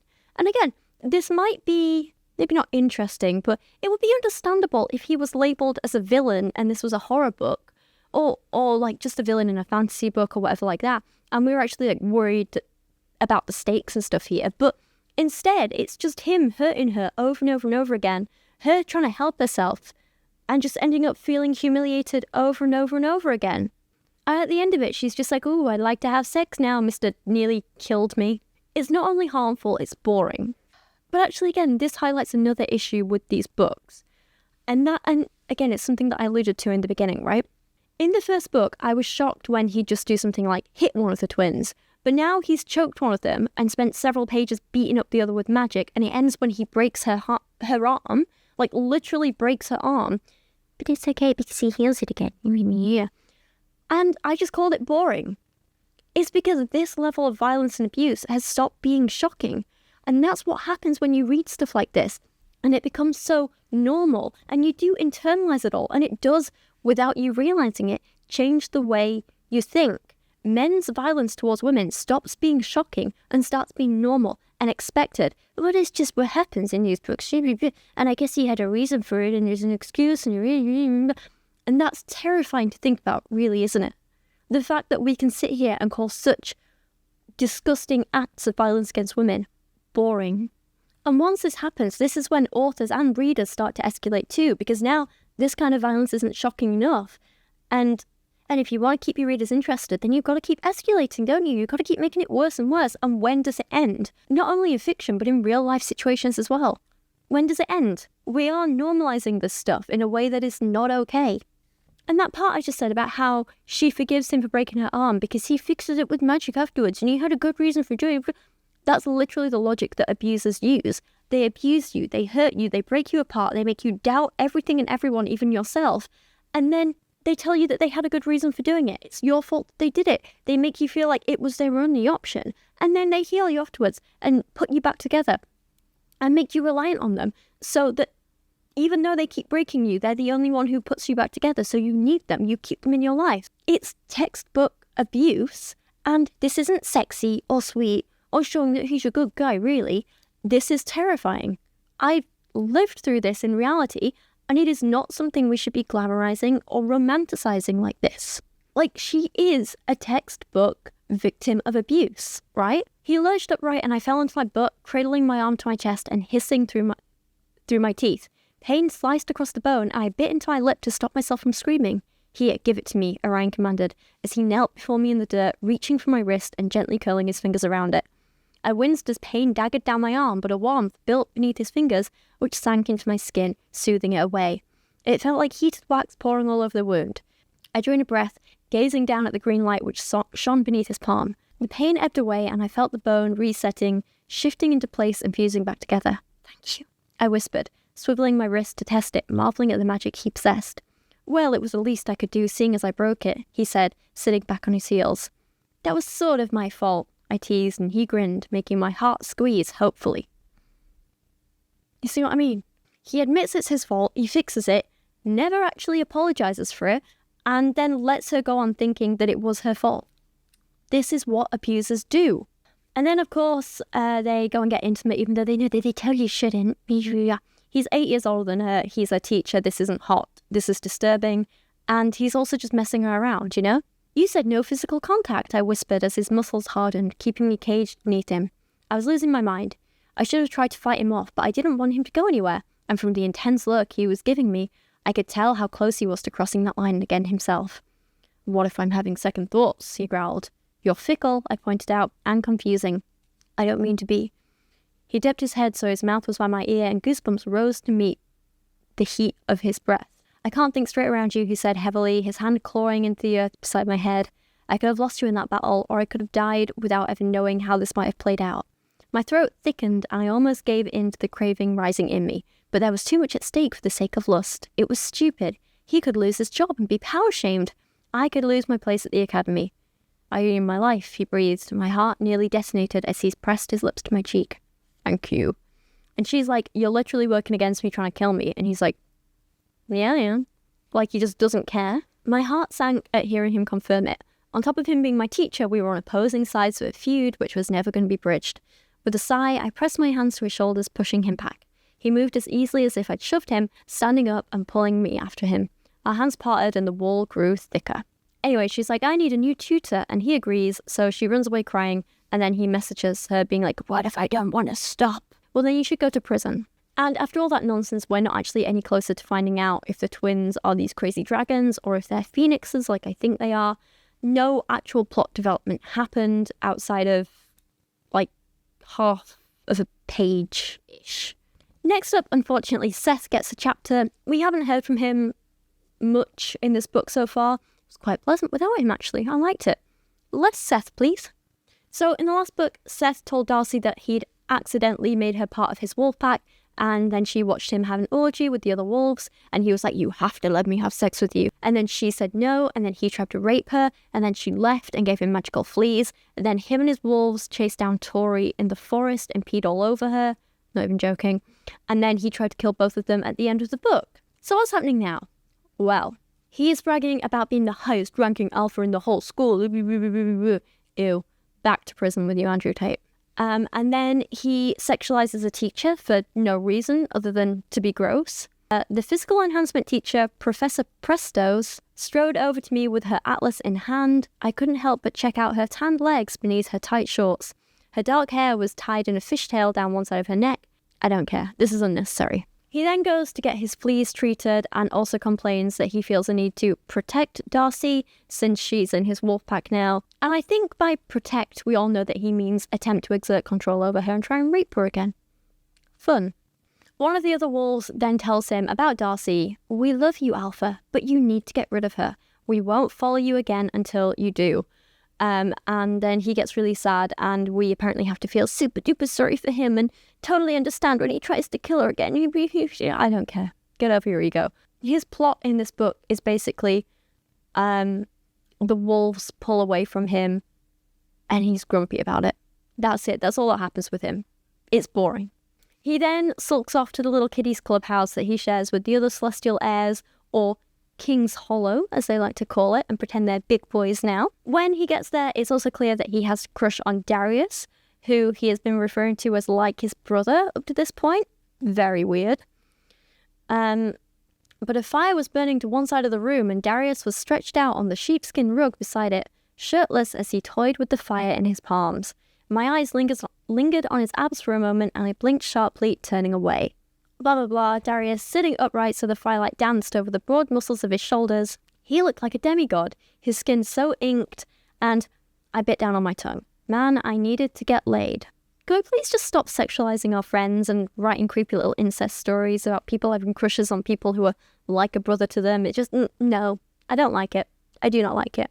I would hate if one of my friends spoke about me like this, especially one who, has referred to me as being like a sibling. No. Seth then faces some cyberbullying from people who used to be in his wolf pack. Even his teachers join in. It's ridiculous. And like a completely reasonable adult who is totally fit to be ruling an entire fairy universe in the next 2 years, he maturely replies in all capital letters, I am your alpha. If you challenge me, I will destroy you. Exclamation mark, exclamation mark, exclamation mark, exclamation mark, exclamation mark, exclamation mark, exclamation mark, exclamation mark. Seth then tries to get Caleb to have sex with him, which is fun. Caleb turns him down and says no, and Seth doesn't try and push for it further because apparently he respects when a man says no, unlike when a woman says no to him and he just keeps pushing and pushing and pushing and pushing. They all manage to stop thinking with their penises for half a page, and we get some minor plot development. Darius folds his arms, looking across us all. My father just called. He believes our claim is officially under threat. Before Sunday, the Vega twins were easy prey. It was a joke to think they'd even been considered for the Solarian throne, but now, that fire they cast was effing powerful, Max said in agreement. They don't actually want the throne, though, Caleb pointed out. That's not what they said after the pitbull match, I reminded them, a rumbling growl leaving my throat, and Caleb nodded seriously. Let's address the elephant in the room here, Max said. It looks like they're going to emerge as dragons. Darius gets angry, he blows some smoke, Caleb's like, deep breath, and Seth says, well, look at the bright side, you could marry one of them and avoid marrying your buck-toothed cousin. Darius's eyes whipped to me and his anger seemed to dissolve for a second. That's not a terrible idea. Tori Vega has dry-humped me on more than one occasion. I could probably win her round. I do hope you're effing joking right now, Caleb said in a deadly low voice, and I turned to him with a smirk. Someone's jealous, I taunted, shoving his thigh with mine, and he pressed his lips together in a tight line. Never mind, there we are, back to the penises. Anyway, they all decide that they should do something about the twins, but never actually decide what that is, so that's fun.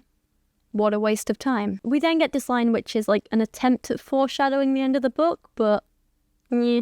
Darius says, if they are dragons, Father is going to have his own thoughts on the best way to deal with them. Do you think you might really end up married to one of them? Caleb asked with a worried look. No, that's the thing. Darius shook his head, his brow heavily furrowed. If he believes they're about to emerge as dragons, I don't think he'll take that lying down. And in fact, I think he'd rather kill them before that happens. That is kind of foreshadowing. Not bad. Okay, good job. In the next chapter, Tori goes to dragon class. I will say on the one hand, this book seems to be slightly more plot-based and less sexy violence-based than the last two books, but still nothing is happening and it's really, really boring. In this chapter, Tori repeats almost exactly the same stuff as she said to Darius in the last chapter that they were both in together, so this really is just all filler. It is pointless. Turns out there's no dragon teacher at this school, so Darius just runs the lessons himself, and he spends like 3 pages just bragging about himself and what a big dragon he is. You're a big dragon. I think you're a tough girl. Darius tells... Oh, good job, Shaky. Darius tells Tori and Darcy that they need to try and channel the same fire that they did in the last book, but they can't do it immediately, so Darius is like, see, you're not dragons, goodbye, blah, blah, blah. And they just accept it and go home, and that's it. That's all that happens there. These authors do not know how to write anything, they do not know how to pace a novel, they can't write action or mystery, they don't know how to create tension.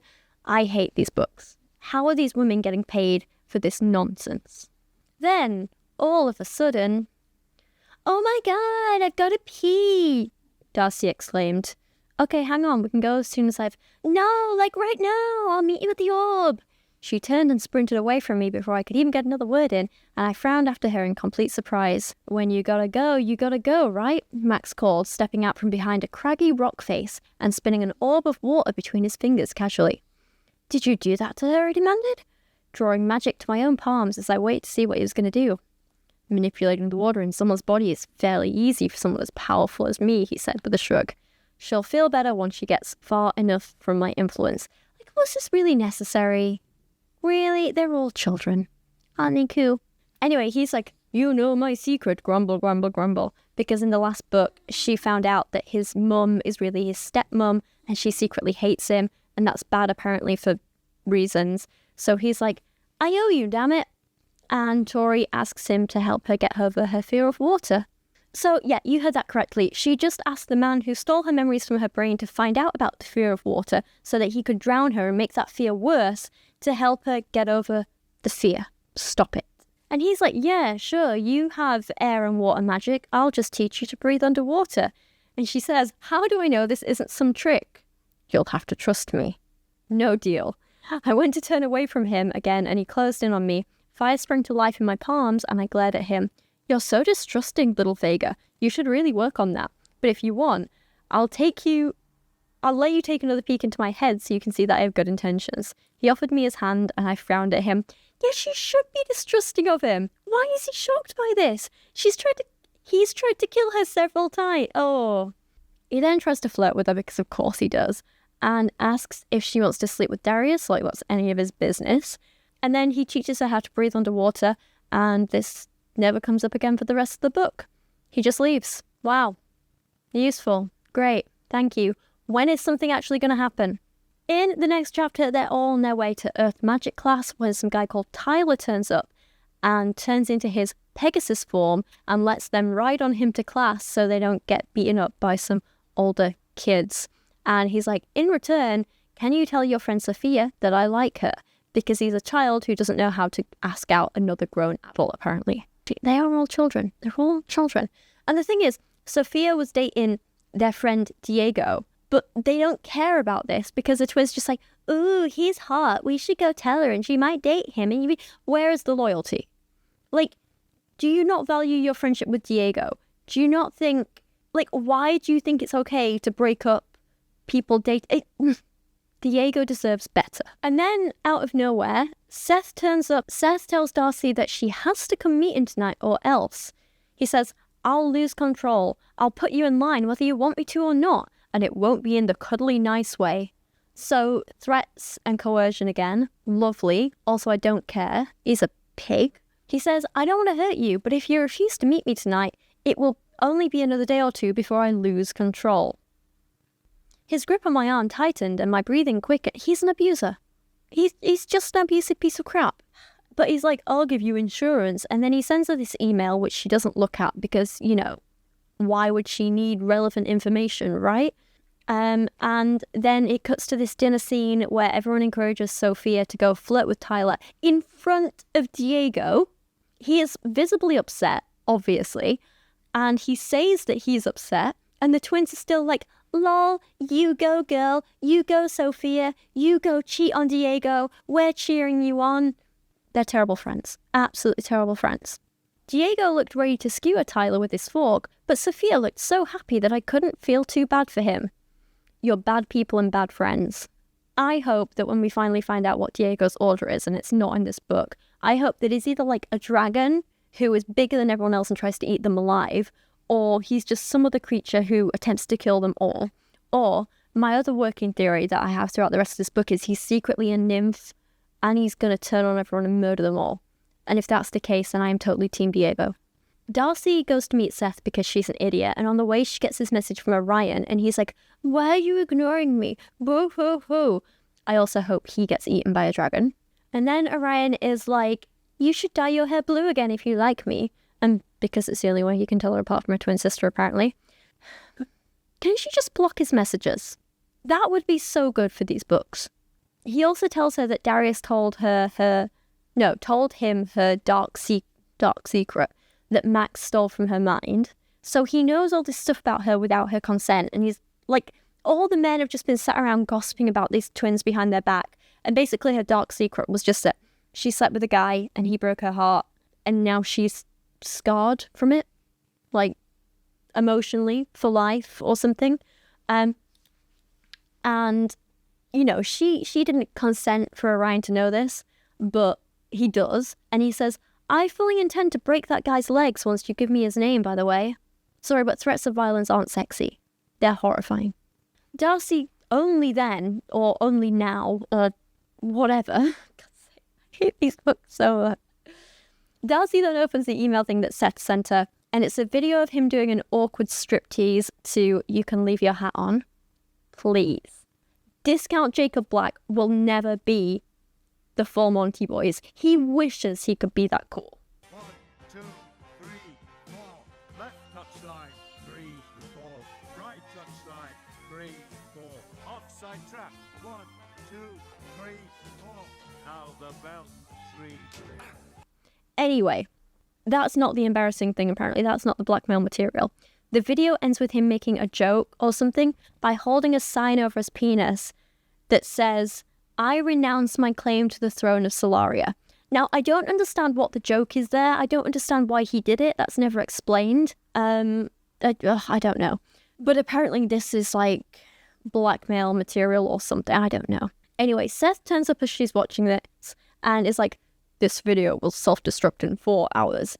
And then says that she has to trust him for the night. Right, and this is where it gets really confusing. Because, he's like, so you have to trust me for the night because you have this insurance policy, and if I'm mean to you, you could send this video on to journalists and it would ruin my life. But if she sends it on, then surely those copies would they self-destruct as well? But here's what feels like a plot hole, because, let's say he does something to her in the next 4 hours and she sends on the file to someone else, then they've got a copy that won't self-destruct, right? So why doesn't she just do something smart, like make a copy of the file now that won't self-destruct, or send it to her sister, email it to herself, put it in Dropbox? I don't know. It doesn't make any sense. They did not think this through. Then he tries to coerce her into sex again and says, well, like I said before, you have to challenge me or please me. And you can't challenge me because I'll win, and I can't hold back or it doesn't count. But when she says no, he finally gives in and says, fine, it doesn't have to be sex. Oh, what a gentleman. Alright, everyone, you're back to little animated me because I'm currently recording this in a hotel room in Sheffield, so that's fun. I just have my microphone and a laptop with me and not much else, so let's see how this goes. You might be able to hear traffic in the background. My laptop is working overtime, poor little thing. And there is an annoying fan in here, so we'll see how this goes. I'm sorry if there's a lot of background noise. But for once, we won't have Kyra snoring, so we'll miss her. She's currently at home with Kieran, enjoying herself, having a little break from me as well. So, where were we? Okay, we're about to read this. I don't even know. You know what? It doesn't even matter that I don't know what was happening, because in this book, we can guarantee that nothing was happening. I ignored his hand, grabbing my coat and picking up my atlas. I forwarded the email to Tori with the message, "If you don't hear from me by 11:30, send this to the press." Seth watched the whole time, making no move to stop me, and I tucked my atlas into my pocket. Oh, okay, right, I remember now. Okay, so we're doing the whole blackmail thing. So Tori has a copy, and I would imagine if he's put something to make the original file self-destruct after a certain amount of time, then either this copy is going to delete itself too, but if it had the ability to be sent to the press, then maybe this one... It makes no sense. Either Seth's plan is stupid and will easily fail, or Darcy is stupid for not realising that his plan would have never got him in trouble anyway. Either way, I hate the authors. So Darcy agrees to go to some mysterious place with Seth. Meanwhile, Tori is getting drunk in the canteen on campus, as you do, apparently, on a Tuesday night. So Seth gets Darcy to ride his wolf form, like literally he gives her a lift on his back, and they go to a beach and he tells her that they have to bond. So he shares stories of his poor wolfy childhood, which I literally do not care about, and he had it so hard. His parents were so tough on him, which is why he's such a bully now. Ooh, ooh, ooh, ooh. I don't care. And then he hugs her, and that's it. Apparently she is initiated into the pack. End of chapter. What a waste of all of our time. So all the times he was like trying to force her to have sex with him and trying to rape her, it was unnecessary. All he had to do was tell us some sub-story from when he was a kid. Ridiculous. The Zodiac twins, as I like to call them now, they are terrible at creating tension, at resolving plots. Like, they all... I dislike them. I thoroughly dislike them. Then Dragon Boy Darius gets a chapter and he's talking to Orion, telling him how his brother Xavier has emerged as a glittery lilac Pegasus, which we saw in the last book, and all the family are racist and mad about it. And it's like a 3-page recap of the last book, so bleh, who cares really, nothing new here. Then nothing happens for pages and pages until we get a throwaway line from Darius saying, "As I strolled into the orb to grab my late meal and a few beers to take back to my room, my mind focused on the conversation I'd had with Xavier earlier. He'd overheard Father say he might have a way to fix him, and I was just as concerned about that idea as Xavier had been." And I was like, oh, okay, this is cool. They're probably setting something up here. Like, they're likely gonna sacrifice Xavier at this, like, ritual thing on the full moon. No. Darius then stumbles across Tori playing a drinking game with her friends, and she has to do a dare, which is to strip in front of everyone in the canteen, but it's just her friends there, so she just has to strip for her friends. Very weird. Do people actually play games like this? Because I don't think this is a real life thing, is it? Anyway, of course, Darius watches without her consent, and because she's ridiculously drunk, even if she wanted him to watch, she couldn't actually consent anyway because she is off her face drunk. But he watches, she doesn't know he's there, and it's just all creepy and predatory. Tori is so drunk that she slips half naked off the table and hits her head and is unconscious. And then because she's just, oh my god, so powerful, she starts to sleep magic, which is using magic in her sleep. And it's super dangerous. There's all these flowers growing everywhere. Everything is turned to ice. And Darius saves her by using a strict voice to say, stop, and helping her guide her magic back into, instead of like ice destroying everything, just making flowers grow all over everything instead. Darius then picks her up while she's unconscious and tries to take her home, but her friends are like, hell no, we're taking her. Good friends, be more like these friends, but he treats them like they're the bad guys for, you know, not wanting the person who's tried to murder and assault their friend several times to carry her away while she's unconscious. Like, they're not the bad guys in this. They are not the bad guys in this. But Darius ignores them, because of course he does, and he just takes Tori away with him anyway.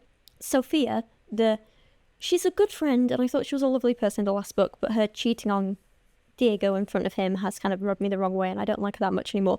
But this is good of her. "Why are you taking her to her room?" she demanded. "I've got her bag right here with her key, and while she's in this state, she could lose control again and burn down the whole house." I replied. I'll have to stay with her tonight until she sleeps off the alcohol you watched her consume. There was more than a hint of accusation in my tone, but the girl didn't even flinch this time. I'm sorry, but, if you want to treat her like a grown adult at 18, she's able to drink. She can make those choices for herself. It's not her friend's fault for getting drunk with her anyway. And that's all you're going to do? Sophia demanded. You're not going to play some trick on her or hurt her? She didn't finish that accusation, but her gaze flickered to the point where my hand was gripping Roxy's bare thigh as I held her. I think it's a good question, just saying. I'm not an effing rapist, I snapped. I can have any girl I want in my bed any night of the week. Why do I want to molest an unconscious one who hates me? You sure about that? Because your friends are rapists, you were part of that threat to gang rape back in the first book, and you have done a hell of a lot to her without her consent, and rape isn't about, proving you're sexually attractive. Usually it's about power and control and violence. I hate this. This idea that, I could get anyone who wanted it, I don't need to rape people. Yeah, some of the most notorious rapists out there were actually really attractive men who could have got anyone they wanted, but they still chose to rape. Look at the whole Tanner and Cody Ko situation. Cody was objectively an attractive man, and yet he still chose to repeatedly go after 17-year-old children and younger.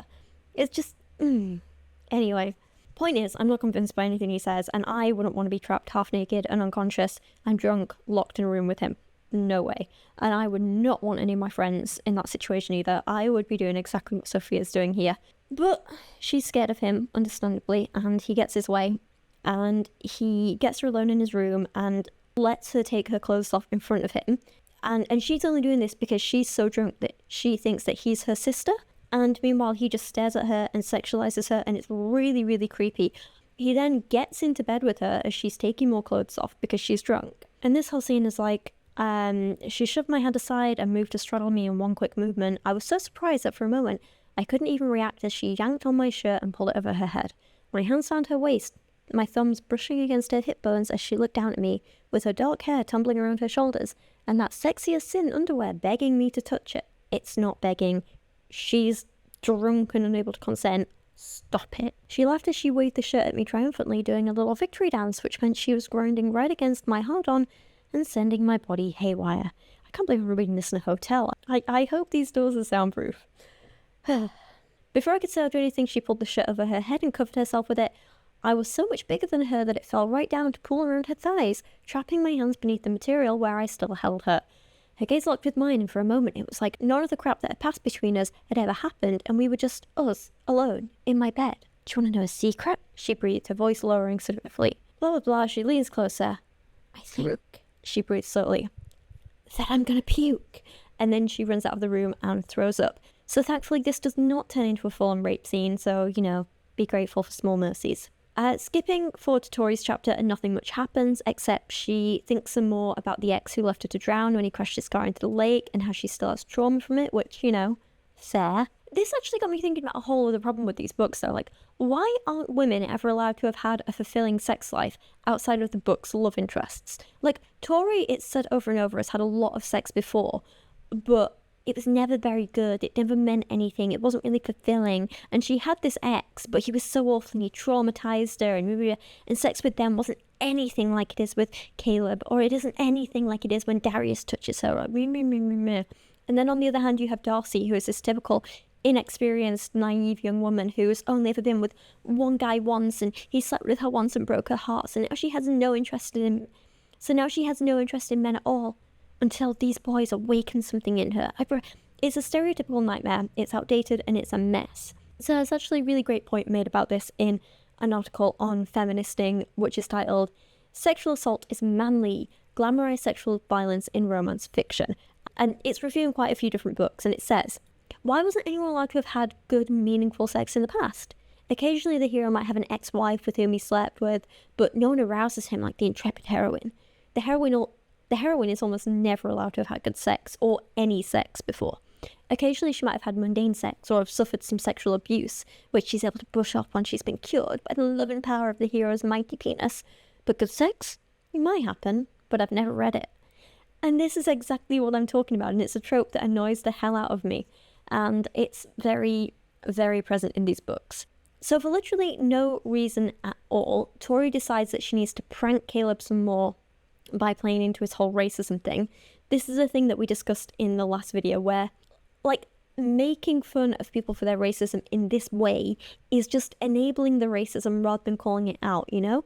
So Caleb has this problem with people in the Pegasus order, so the twins think it's really funny to send him things like sex dolls that look like unicorns, or in this case, a Pegasus horn vibrator. And the idea is it's so humiliating for him to be seen as though he's, like, attracted to Pegasus. It's, so humiliating. So it's not calling out the racism. It's just thoroughly enabling it. Or orderism in this case, but you know it's an analogy for racism. Anyway, that's the whole chapter. So pointless. Darcy's chapter starts with another sexual assault. I mean, a scene of Orion publicly feeding off Darcy against her will. So yeah, sexual assault. She literally tries to punch him in the face to get him off her, but he won't. This is assault. He then starts the cardinal magic class that he's teaching them, including Darcy, who is his student in his class, remember? And in this class, he decides to do basically like a sex education for Fae lesson. It is not appropriate for a teacher who has been grooming his students, especially one of them, to be teaching this.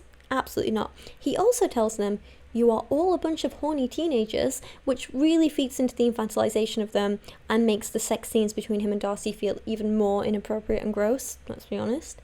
He starts to tell them how to use the spell to protect themselves from pregnancy and STIs, which Tori definitely didn't do before she had sex with Caleb, so she likely really is at risk of pregnancy, but it never comes up again, so I guess it just doesn't matter. And then the creepy water teacher Washer comes in and starts just showing them a bunch of sex toys and says not to order shame or kink shame, and then creepily gets them to tell him all about their sexual experiences. It's unprofessional, it's predatory, it's creepy. I hate how this is just played off as a joke when it's, you know, a crime. Washer continued on through the room, and when he'd pulled memories from half the class, passed out all his sex toys like they were part of some sick show and tell, and run his hands all over us in the process, he finally returned to the front of the room. I now knew way too many details about the sex lives of my classmates, and I wondered if we had any grounds to complain about this to Principal Nova, or if this counted as acceptable because of his order. Nothing about this could ever be acceptable. Please go complain. Orion, who's been outside this whole time for I don't even remember what reason, he comes back in and he's also unprofessional, and he tries to get them all to cast this contraceptive shield spell on bananas and peaches. It's stupid, I hate it. And while all the students are learning to do this, he spends the whole time like watching Darcy, and it's just very uncomfortable. It's so creepy, it's so predatory, I do not like it. And I think the other thing that really bothers me and makes me uncomfortable is how naive all these students seem. Like, do you really want me to believe that these are adults between the ages of 18 and 20, and they've all been sleeping around with each other and having these giant werewolf orgies and blah blah blah blah blah, and none of them have any idea what basic contraception is? I hate it. It's either incredibly unrealistic, or they're all sexually active children who are meant to get off on, and I am not comfortable with either of those. After the class, Orion assaults Darcy again. This time it's less about feeding and more about like actual sex. And he says, "You're supposed to fight back," he growled. "The lunar eclipse is approaching and all Fae act crazy when this happens. I can't be blamed." A smile danced around the corners of his mouth, revealing the dimple in his right cheek. Stop it. All that said, now seems like a good time to check in with the growl counter that I've been keeping track of in this book. So far this book has had more growls and snarls than the last two, but less purrs, which is perfectly acceptable. You may now boo. That was a terrible pun. Throughout this book there are 60 snarls, which is about 1 every 10 pages, which is pretty cool. 112 growls, which is amazingly 1 every 5 pages, and only 16 purrs. Aww. Come on, Zodiac twins. More purrs in the next book, please. I'm joking, please don't do that. Please do not do that. So these last 2 chapters, and honestly most of this book so far, has really just been filler. We didn't need any of this. I was hoping this was setting up some sort of like, oh no, Tori is pregnant with a vampire baby story, which I couldn't deal with, but at least it would make this pay off. But it doesn't happen in this book, so... And I don't think it's going to happen at all. I don't know, and I don't care. I really don't care. In Tori's chapter, again, we get pages of nothing happening. Caleb tries to feed from her. Tori runs and hides in the forest. She hides. He gets angry and violent because he's toxic, of course. For F's sake, Caleb yelled from the direction of the path. A huge crash followed, and I peeked out the hollow trunk I'd been using to conceal myself, just in time to see a tree go crashing to the ground. I flinched at the tremor which rocked through the earth at my feet and hesitated short of drawing attention to myself. I stepped out slowly, unsure whether I should approach him yet or not. He seemed really angry, like insanely upset for someone who'd just lost a silly game. Not being allowed to rape a woman, so you rip trees out of the ground and smash things up. Not a normal, healthy reaction, let's be honest. Before I could decide whether or not I wanted to find out how much of that anger was directed at me, Caleb turned and spotted me. I offered him a victory smirk. His eyes were burning with fury, but triumph flared in them at the sight of me. Before I could say anything, he shot towards me using his vampire speed, and I gasped as he drove me back against the huge trunk of the tree before claiming my mouth with his. A flare of pain shot along my spine at the force he'd used to slam me into the tree, and I jerked away from his kiss to swat his arm. "Ow, you bumhole," I grumbled, and a flash of excitement filled his face for a moment before he dipped his head in apology. "Sorry," he breathed, leaning in to trail kisses along my neck and speaking between them. "But I've been thinking about doing this all morning, and then when it looked like you'd escaped, I just lost control for a moment, and this is so dangerous and so messed up, and it's not okay, not sexy. This is like those toxic men who call women a tease for merely existing, or say that, it's a woman's fault that they got raped because the rapist just couldn't help themselves. It's gross, really gross. Tori's like, no, you lost the game, you can't feed off me. So he's like, fine, I'll just perform oral sex on you in public instead. And you know what? It is fine. That's the least of my complaints in these books, They're consenting adults. Honestly, no one else was around to see them, so it didn't really bother anyone else. Let them do it, it's fine. However, there are so many lines about it which make me uncomfortable because Tori is written to be dressed like a child. For example, he placed his hands on my knees and started to skim them up my thighs beneath my school skirt. Stuff like this generally isn't written about adults, it's written about children. It's sexualizing people made to sound like children, and that makes me uncomfortable, and I hate it. This goes on for far too long before he steals her underwear, and then she has to go to class without any, which honestly just sounds uncomfortable and unclean, doesn't it? Like, she's going to be sitting on dirty school chairs in a skirt. That's gross for her. And then what if she has, discharge or something, and then that's left on the public seats? That's gross for everyone involved. Disgusting. No, don't find this sexy. Tori ends up going to her tarot class, and they're told that they're getting a new teacher soon, and it's all, ugh, I hope he's hot, grow up, children. And then Tori is mean to Diego for literally no reason at all. No way we'd end up with two teachers that hot, Darcy scoffed. And you call Washer a pervertido? Basically a pervert, but Spanish. Diego grumbled as I rolled I can't pronounce words, I'm from Yorkshire. Diego grumbled and I rolled my eyes at him. As if you'll be complaining when we start physical enhancement with Professor Prestos, I said. You've just got a bug up your bum because you still haven't got your hat back. My abuela knitted that hat for me before she died, Diego growled. Well, look at you. My parents had died before they got around to making me a hat. I snipped back.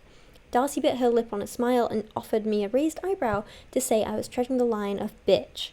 I think you're over the line, let's be honest. I sighed. I was treading that line most days, and I didn't usually adjust my personality to suit grief over stolen hats. She's just being horrible. She's absolutely horrible. I stand by what I said earlier, where, I either want Diego to end up some crazy, overpowered mythical creature who tries to kill them all, or a secret nymph who tries to kill them all, because, they ruin this later in this book, but up until this point, Diego has been nothing but nice, and I think it's perfectly reasonable to be upset about something sentimental from a dead relative being stolen from you.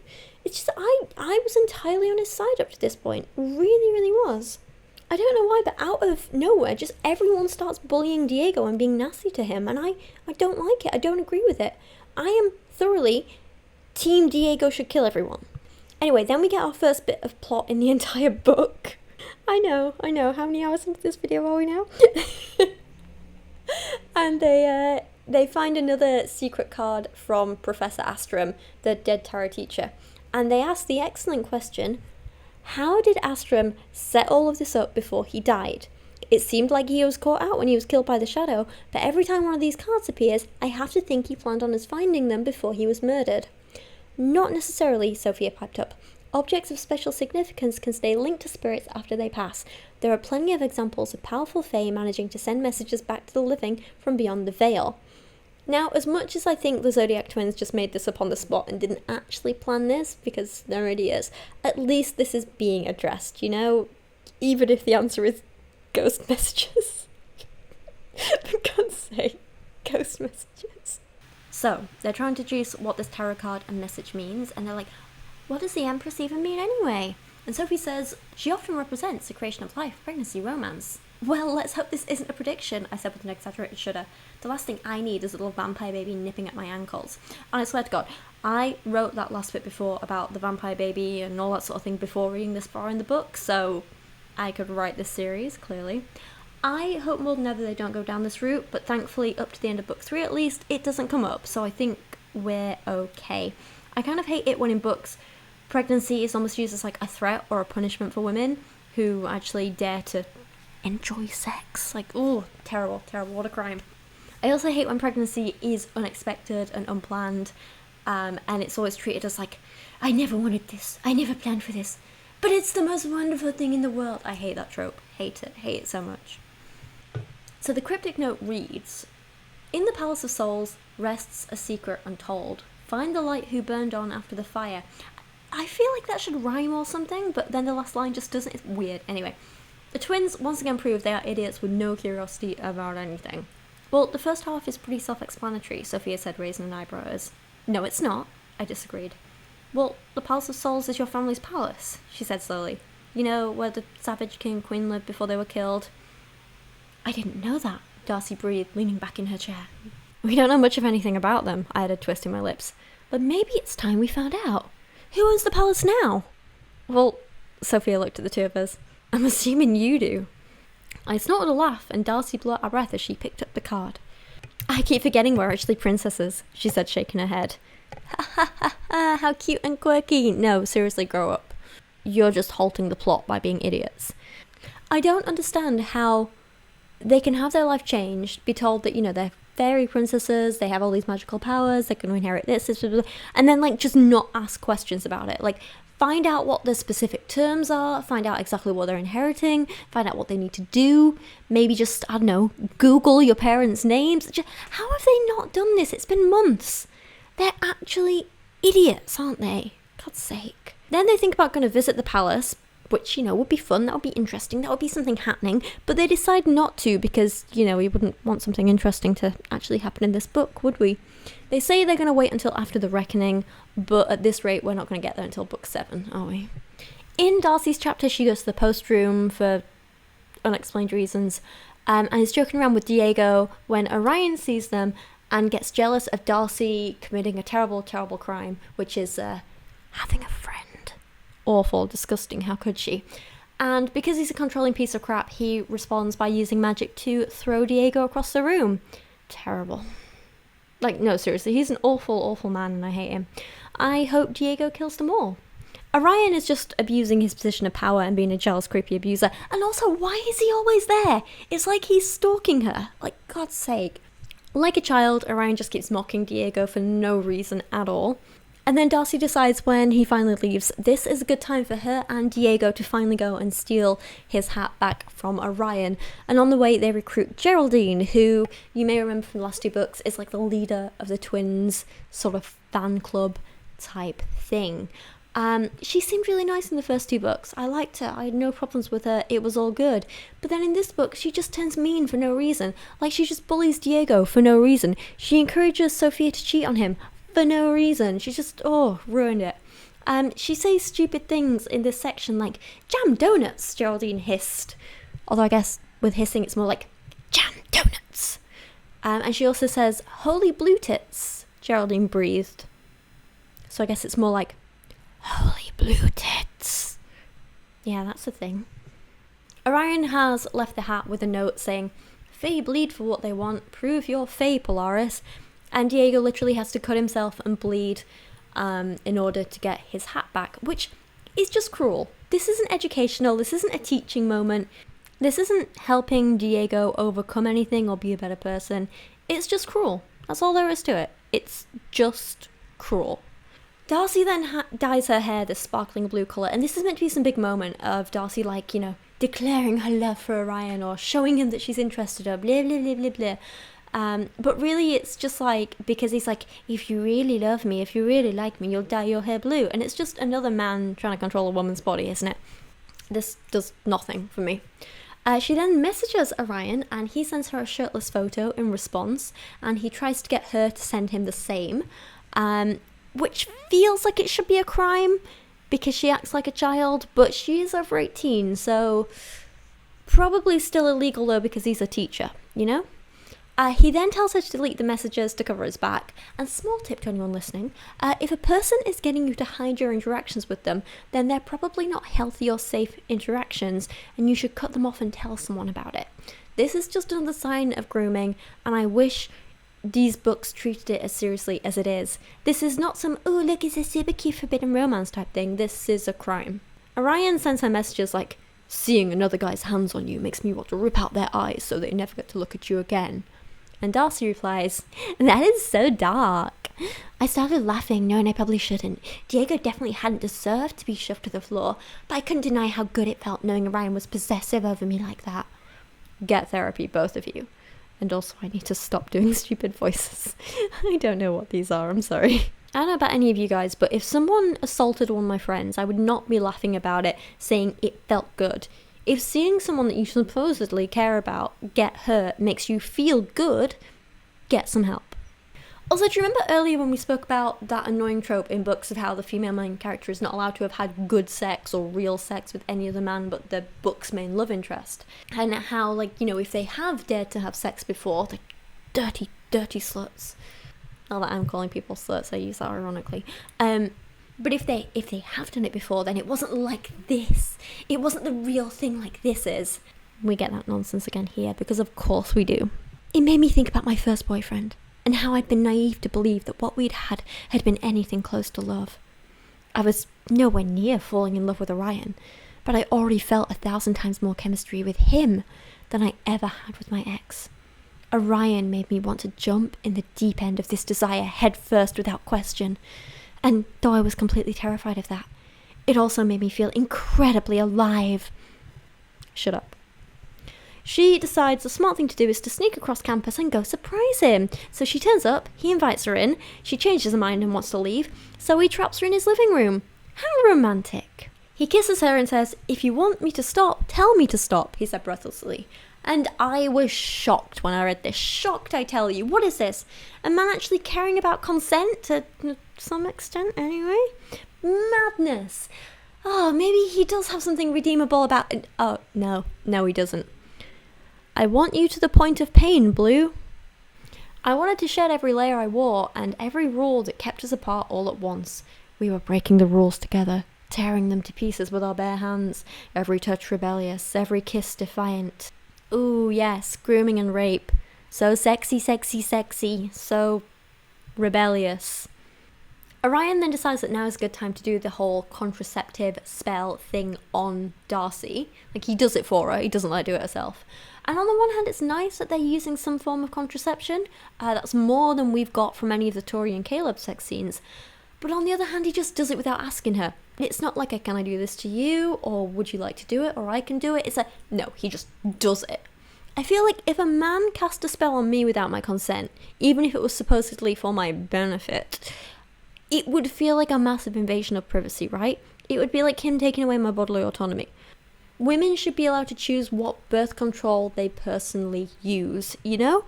And also, why are there just no condoms in this world? It would make everything so much easier. Like, just use a condom.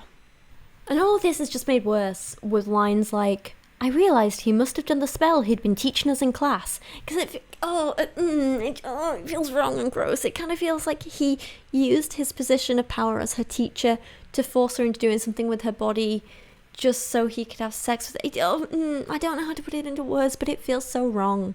So they have sex, and afterwards, it's some of the worst stuff I've ever heard. It's some of the worst stuff I've ever read. He rolled off of me and I stared up at the ceiling, resting a hand on my burning hot stomach. The longer I lay there, the more of a knot of worry formed right beneath where my hand lay. I've not even been here a term and I just screwed a teacher. The silence grew thicker, and I couldn't make myself look over at him, afraid of what I'd see when I did. Panic? Shame? Regret? What if he just got me out of his system and I had to spend the rest of my time at Zodiac trying to forget this ever happened? I mean, this doesn't feel healthy, does it? I'm concerned. This is not a portrayal of healthy sex. While she's like mid-worry and panic, he's like, if we're going to continue this, we have to be careful, he warned. I know. I gently kissed him and his hand slid into my hair to hold me there a moment longer. You can't tell anyone. I nodded. Not even your sister, he impressed. So again, getting her to keep secrets, isolating her from her family, that's a typical, groomer. He's a typical groomer. You drive a hard bargain, Mr. Orion. I dropped the professor, knowing he didn't like it when we were this close. Not that we'd been this close before. Yeah, 'cause that's better, isn't it? Ugh. Tori's chapter opens, like so many others in this book, with her throwing misogynistic insults at other women by calling them basic bitches and stuff like that. They really have gone overboard to make Tori just incredibly cruel in this book, and I don't know why. It's like she wasn't especially likable or kind in the other books, but she wasn't this mean. In response, she gets called a cheap-ass gutter whore. Can we just stop with this already? No. I know, personally, how easy it can be in a world where women's bodies and sexualities are constantly policed to fall into this trap of calling other women that you don't like sluts or whores or whatever when we're mad at them. But we really need to stop and think about the damage that this is doing. And I say this as someone who has made those mistakes before and is trying to do better now, you know? Not only is it mean as hell, but it's feeding into those misogynistic ideas that a woman's worth is somehow tied to her sexuality and her perceived value as a sexual being. Like, if you want to find out a little bit more about this, then I recommend the books I'm Not a Slut, Slut-Shaming in the Age of the Internet by Leora Tannenbaum, and Word Slut, A Feminist Guide to Taking Back the English Language by Amanda Montell. In the latter, Amanda writes, woman as sex object is one of the patriarchy's oldest tropes, mostly due to the thousands of years old attitude that a woman's personal desire and sexual free will are inherently bad. Even a brief scan of our language's slang for women will reveal that female desire is worthy of shame no matter what a woman chooses to do with it, which can only be one of two things per our culture's rules. Having a lot of sex, which earns her the reputation of a whore, or opting to withhold it, which gets her labelled as a prude. Now, I'm not saying that these words in themselves are inherently bad, things like whore, slut, and so on. Some women really enjoy reclaiming them and trying to make them positive things. But there's a huge difference between a strong, empowered woman saying, I am a proud slut, I will embrace this label and, use it to proclaim my pride in expressing my sexuality. That's pretty damn amazing, and I have no issues with that. But there's a huge difference between that and two immature women fighting over a man, calling each other cheap-ass gutter whores in a derogatory way. That's not okay. I can't get behind that. Anyway, Tori goes on to race motorbikes with Darius despite it being an incredibly rainy and stormy night, which just seems dangerous. Please don't do this. Sadly, at this point, Tori is also back to calling Darius's dad, Lionel, Daddy A. Crooks. I hate it. I absolutely hate it. It makes my skin crawl so much. Thankfully, though, he's away for the night, conveniently. And so Darius and Tori spend several pages bonding at Darius's house over how they both had it so awful as kids. Darius had it really bad because he got everything he ever wanted and had these amazing friends, but his dad is also pretty mean. And Tori had it so bad because they had nothing and no parents. Oh, look how much they have in common. This totally justifies how mean they both are to other people. And why Darius can get away with his abuse, right? Don't you just want them to be in love? No. Xavier, the secret unicorn brother, shows up and he's like, if you're a dragon, maybe you can marry Darius and save him from Mildred. Xavier suggested casually. Why is he written like a 5-year-old boy when he's meant to be like 17 or something? Anyway. I half choked on my Coke and set it down as quickly as I coughed. F no, I said, once I could speak. Mildred's welcome to him, and I want a front row seat to their wedding so that I can laugh my bum off, but that's the only reason I'll be attending. Darius scowled at his brother, seeming unhappy with the turn of the conversation. Even if Roxy wasn't the most annoying woman I've ever met, and I could overlook her many personality flaws for long enough to consider marrying her, it wouldn't matter, he said in a flat tone. She isn't pure-blooded. her mother was a harpy and her father was a hydra. Not to mention insane. I don't think father would give her even a moment's consideration, do you? I'm just so tired of everyone in these books being so casually racist and just like, everyone just accepts that, oh well, some families just need to be pure. Some families just need to be racist. Instead of challenging it, it's just, oh, it's nonsense. I hate it. While, which twin is it? Tori, the motorbike one. While Tori's there, Xavier accidentally switches to his unicorn form in front of him, and she's like, cool, okay. And then Xavier's like, oh my god, you're the best, and makes out like Tori is some sort of like heavenly goddess for doing the bare minimum of like not being disgusted by his existence. I know. And then Darius is like, you can't tell anyone, this would ruin us all. And I'm just tired of these books. While Tori is there, she starts getting like 100 jealous messages and naked photos unsolicited from Caleb. Consent, man. Learn consent. And him and Darius have this metaphorical penis measuring competition. It's boring. I don't care. They race motorbikes in the rain, and unsurprisingly, both of them lose control of their bikes and crash. What a surprise. Who could have seen that coming except every sensible person ever? Thankfully, Tori's magic manages to save them both, so it's nice to see her actually do something for a change and have an active role in this book, but also kind of not, because it was an accident. She didn't use her magic on purpose. She's not even sure how she did it, so can we really give her credit? No, we can't. Okay, so next up we get an Orion chapter. A whole bunch of nothing happens for a few pages. Are you seeing a trend there? Because that happens quite a lot. Darius turns up at Orion's house at like 2 a.m. and he's stolen this paperweight from his dad that looks like a dragon. That's something. Then they both go to this secret cave together that's on the school campus. And in the cave, Darius pulls out another draining dagger like the one Tori stole from him. I'm not sure where the second one came from, if they always had it or if this is a replacement, I don't know. It's never explained, but they have it for some reason. Apparently this dagger is magic because it lets them gain entry to this secret cave where Orion is going to do magic. And it also has another purpose, which we will see. I am glad that we're finally getting some plot happening in this book. It's just a shame it took until halfway through this 600-page book to get it. Orion has a box with what they call 4 elemental bones inside. It is never explained what these actually are. He sits the dragon paperweight from Darius's dad on the ground, puts the bones around it, and then he uses the dagger to draw blood from his wrist. Darius does the same. Sorry, Orion has the box. I don't even know who we're talking about anymore. Orion has the box. He draws blood. Darius takes the dagger.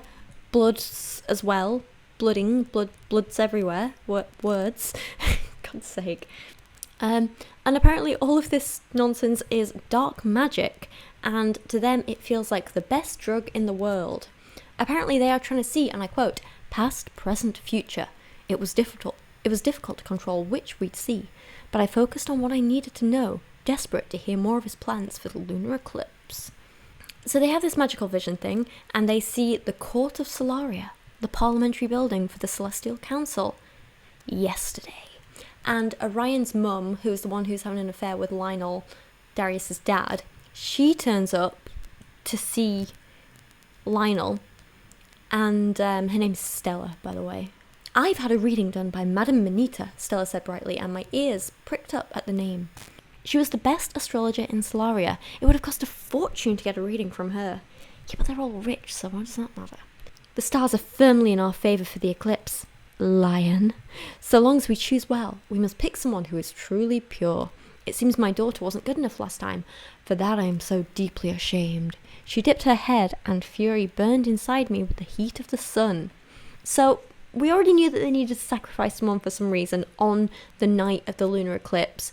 And at this point I was like, what are we betting they sacrifice Xavier? Because that's what it's all been building up to, right? Or at least they're going to try to, blah, blah, blah. And it would solve all Lionel's problems. And then they're like, oh yes, that's exactly what we plan to do. And they say that they're going to sacrifice Xavier. And then Darius and Orion have to watch their parents have oral sex. I'm not even joking, I hate this book. The Zodiac twins writing this just have to ruin every bit of what could be potentially interesting plot with just... It's not even smut. It's worse than smut. There's nothing wrong with a little bit of smut. But this is just... This is just this. I mean, I guess in a lot of ways this was a useful scene. It did progress the plot slightly, but it all just feels a bit anticlimactic, doesn't it? Because we already knew this was going to happen, and they're just reaffirming that it's going to happen. We didn't really learn anything more than we already knew. Neither did Darius or Orion, really, because they already suspected that this was going to happen. And this is kind of everything they already knew from Orion eavesdropping outside the door in the last episode while they had sex. I said episode, didn't I? I meant book. But yeah, why is this becoming a thing for Orion to listen to his mum or watch his mum having sex? What is wrong with the twins? Why do they keep writing this? Then it cuts to Darcy's chapter, and it immediately opens with Seth barging into her room and demanding to know who she's sleeping with. Gumble, gumble, gumble. This jealousy and possessiveness is just getting kind of old and boring now, and it just goes on for 3 whole pages. I don't have the patience for this. It's none of his business. None of anyone's business. Then, because Max hasn't had anything to do in this book yet, well, I guess he did teach Tori to swim in that, like, half-page scene, so that was that. But he hasn't had anything to do with doing this book yet. So he starts a fight with Geraldine in the canteen. That goes on for 4.5 very long, very boring pages. And then it's finally time for the challenges as part of the reckoning, their big exam, right? So it's time for the air challenge, and I can't believe it has taken us until over halfway through this book to progress 3 days and actually get to the whole point of this book. Everything before this point was a waste of time. For some reason, everyone's families have come to watch them do this exam, which makes no sense, but okay, let's just accept it. This includes Diego's uncle, and Tori and Darcy decide once again to be really, really mean. And I don't quite understand the joke here, but it feels racist. What's with that family and fugly knitwear? Tori said under her breath, and I started laughing. Don't let Diego hear you say that. I think he'd sacrifice a goat for his hat, I teased, and she grinned like I just dared her to do it. I don't get the joke. I don't get it at all. It turns out that the uncle is also like a really mean guy, like every man in these books, and he seems to think that the twins are being paid to pretend to be Diego's friends. Why is everyone in these books so horrible? And also, I'm sorry, but you can't pretend, or you can't try and tell me that the way they've been treating Diego in this book so far is anything like how a friend should treat their friends. Come on. I hope Diego throws everyone off a cliff with his air magic. That would be lovely. It turns out one of the judges for this exam, not an examiner or anything, but a judge, is Orion, and that really doesn't seem fair, does it? He was literally sleeping with one of his students last night, and he's been trying to kill 2 of them and get them thrown out of the academy repeatedly. He is not going to be objective in this either way. Their exam basically is to make a platform across the water using only air magic. If you touch the water on your way out there, Professor Orion or Professor Perseus will bring you back to the starting line where you will try again. So I was like, this is definitely setting it up just so Darcy can fall in the water and Orion can carry her back and make her vagina all tingly, isn't it? I flew backwards above the sea and my stomach swooped violently as I was dropped unceremoniously back over the starting line.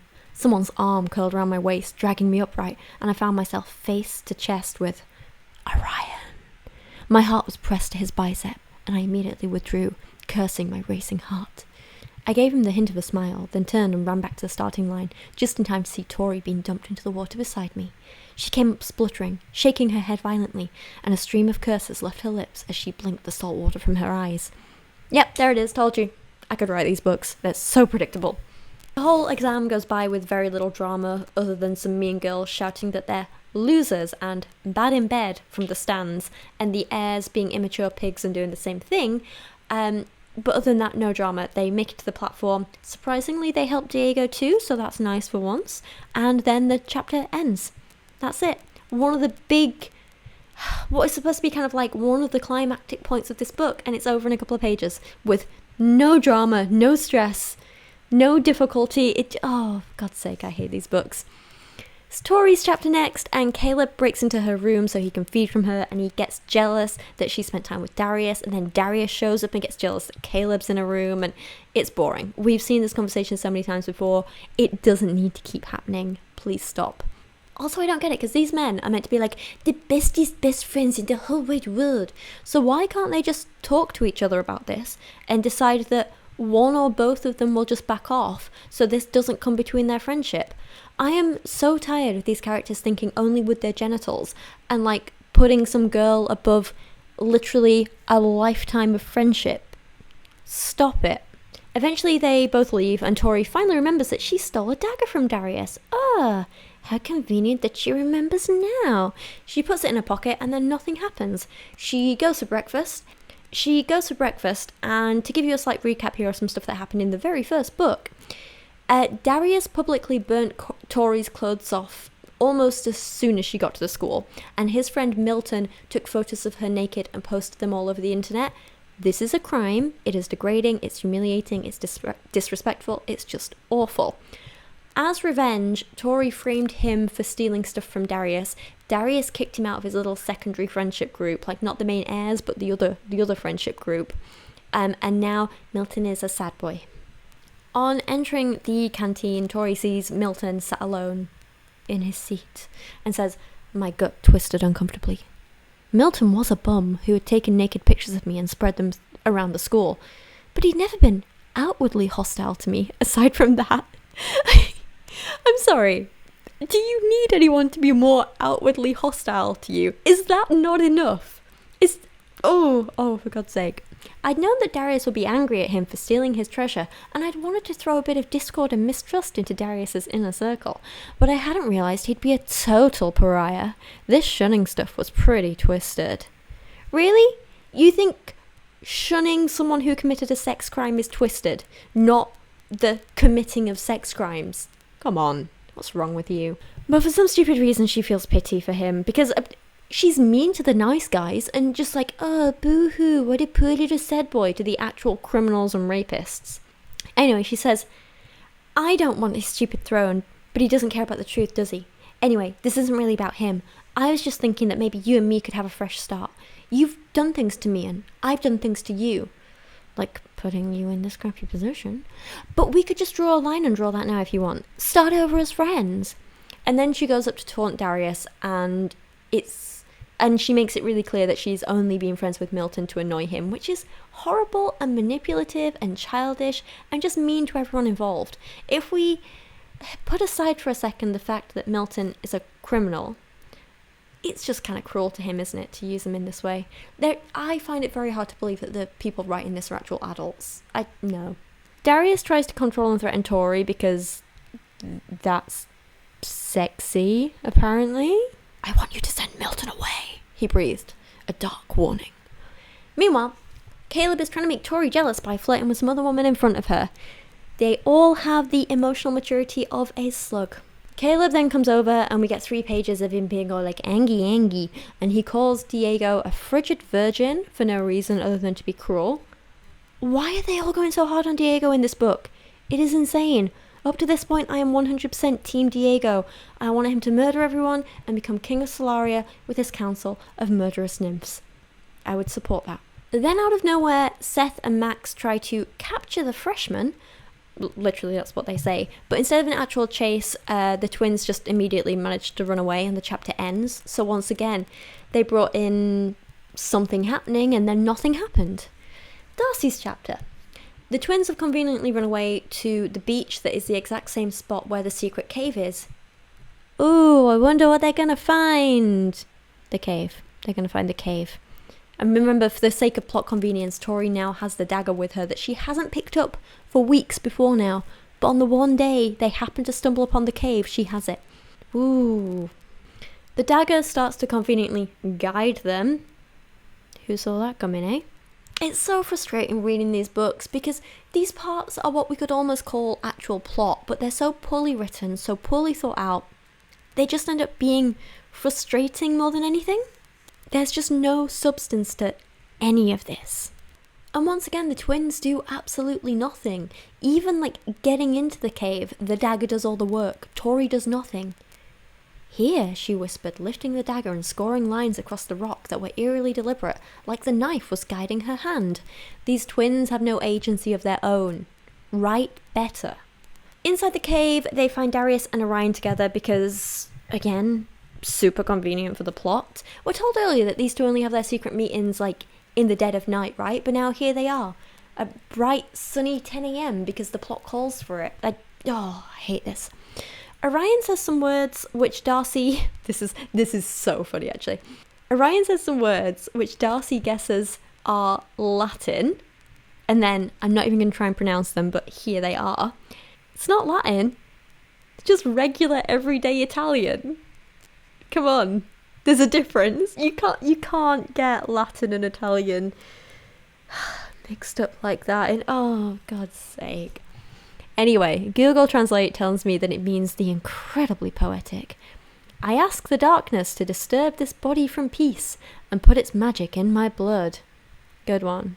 Darius's face was fixed in complete concentration as he watched, and I sensed this was some kind of one-on-one tuition.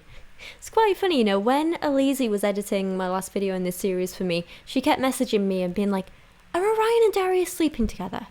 Yeah, they're sleeping together, right? Are they sleeping together? They're definitely sleeping together, right? I'm like, no, they're not. They just keep writing it like that. And it was either her or Eva, I think, who kind of called it queer baiting. And I was like, yeah, I see that. So yeah, whoever's chapter this is it Darcy's chapter? Darcy's chapter. She's like, this must be one-on-one tuition. Like, you don't say. You're watching Orion teach something to Darius. A teacher teaches something to a student, one-on-one. Darius is asking questions to his teacher. Orion's answering. You think this is one-on-one tuition? You think... Oh, these books annoy me. I feel like I'm getting angrier and angrier. I'm still in the hotel room. I'm just hoping no one's outside, like, listening to me being like, what is going on in there? I shared a look with Tori and we wordlessly decided to stay a bit longer to find out what the hell we were watching. Again, that's not a full sentence. They write like Carissa Collins. To find out what the hell we were watching is not a complete sentence. You didn't need a full stop there. You just continue your sentence. Oh, for God's sake. I'm not even that good with grammar. Grammar's not my specialty. It's not something I've ever studied in much detail past GCSE, and even I know that makes no sense. How had Orion just wielded the element of fire? Did he take the element from the bone of some dead fae? And where the hell did he get that bone? So, we're finally told through this scene what's going on. They're using someone's bones to steal magic that they don't naturally wield. They're stealing it from the bones. And this kind of feels like a version of what the nymphs do, but apparently it's good when these two do it and bad when the nymphs do it, for some reason. I don't know, makes no sense to me. Also, it's never explained whether this means that Orion now has the element of fire permanently, or if it's just like a temporary little boost. That's not explained. And honestly, it doesn't come up again in this book, so we don't know. Darius and Orion do the whole cutting themselves ritual again, so they can spy on Darius's father from some point in time. And Tori, with her own dagger that she's stolen guiding her, she ends up doing the same, like some sort of automatic response, right? Once again, Tori isn't actually doing anything herself. She's not choosing any of this. The dagger's just doing it all for her. And because of that, she ends up bleeding a lot because she has no control over it, and Darcy obviously panics. And just as we're getting some action, it cuts to Orion's chapter. F. Blood magic felt good. Every time I did it, I swear the high got sweeter. It was focusing that was the problem. Using dark magic was deadly. I could bleed out here before I'd even realise what was happening. And clearly that's what's happening to Tori. So clearly dark magic in this world is the equivalent of some kind of drug like heroin or an opiate or something like that. And yeah, how creative. We haven't seen that trope before, have we? In the drug-induced vision, I mean dark magic vision, sorry. Orion sees Darius's dad talking to Diego's uncle. I didn't think he would have recognised him as Diego's uncle, but we the reader do. But it turns out Orion does as well because plot convenience, right? So it turns out this guy, the uncle, I can't remember his name, we'll find it out in a second probably, I don't know. Anyway, this guy, the uncle, whose name I forget, turns out he has an alliance with Lord Acrux, Lionel. I refuse to call him Daddy Acrux like Tori. Nope. And it seems that the whole family do. It's never made clear if Diego does or not, but since the uncle found Diego like a disappointment, I'm going to say Diego's probably not involved. Unless they do want to make Diego involved, and that's why, and they just came up with this all like at the last minute, the authors I mean, and that's why everyone's just suddenly been mean to Diego in this book. Like they're trying to make him a bad guy, so I guess he totally deserves bullying or some nonsense, but it doesn't make sense. It really doesn't make sense at all. Anyway, Lord Acrux, Lionel, he hands over a file to the Vega twin. No, he hands over a file about the Vega twins to Diego's uncle, and then Orion sees Tori in the vision, panics, and everyone wakes up before anything interesting can actually happen, and before we can actually find out what is going on at all. The Zodiac twins give us breadcrumbs and then just cut our throats. I'm just so frustrated. I'm so frustrated. We get a Tori chapter and she's trapped. She's in pain. Is she gonna die? No, she's not gonna die. She wakes up, still half dead, and Darius is like, "Where did you get the dagger? Where did you get the dagger?" Just over and over and over again. And then of course he gets violent, because it's what he does. It's all he knows. He caught both my wrists in one of his huge hands and pinned them to the sand above my head. Coils of fire leapt from his free hands, winding their way up my arms and locking them in place above my head as he snarled down at me. My heart was pounding a desperate, panicked rhythm as I looked up at him, his features shadowed by the bright moon which hung low in the sky beyond him. Darius pushed his weight down on my hips as he sat over me, driving me down into the wet sand and curling a hand around my throat. He didn't exert any pressure, but his grip was enough to let me know that he held my life in his hands, and pure terror washed through me, pinning me in place more effectively than his magic. Remember that bit, because we're going to talk about it in a minute. I have a huge problem with it. "Did you break into my room and steal the dagger?" he demanded, his voice low and predatory. Ah yes, that sexy predator voice that predators use while they're predatoring. How sexy. Darius bared his teeth at me, smoke spilling between his lips as a deadly snarl escaped him. "Darius," Orion warned, but I could see the violence building in the eyes of the creature before me, and I knew he was beyond hearing him. And I also just said that in the same voice that I used when I'm warning Kyra not to do something cheeky. Like, if we're in the garden and she's like gonna go have like a little nibble of the grass or something like that, I'll be like, "Kyra." Orion's like that with Darius, like, "Darius." Treat him like a dog. But seriously, great villain, terrifying. We hate him. Awful as a love interest. I've said this before over and over. There's nothing wrong in a book with a morally grey love interest, or a love interest that does something bad and then redeems themselves. But, couple of things. One, there needs to be an actual redemption before we're expected to root for them. An apology, making amends, a change in behaviour that's actually displayed in the books. In these books we get none of it. We actually get the opposite. We get these men saying, "Well, I'm not going to apologise, I'm not going to change, put up with it." I hate it. And two, I don't believe that some things can or should be forgiven in a romance book. And one of those things is sexual assault or physical violence and abuse against the person you're trying to make them a couple with. That is something that I think is unforgivable. So Darius is going to kill Tori. Darcy hits him with magic. Darius gets all fiery. And then Orion is like, "Stop." And somehow people do stop. And why am I making Orion talk to him like he's a dog? That's what I do with Kyra. She hasn't listened to me. She's still going for the grass. I'll be like, "No." Orion's like that with Darius. Like, "No. Don't kill the girl. Bad dragon." Darius was actually shaking with rage, and I got the feeling he was having a lot of trouble containing the dragon beneath his skin. There's his anger issues again.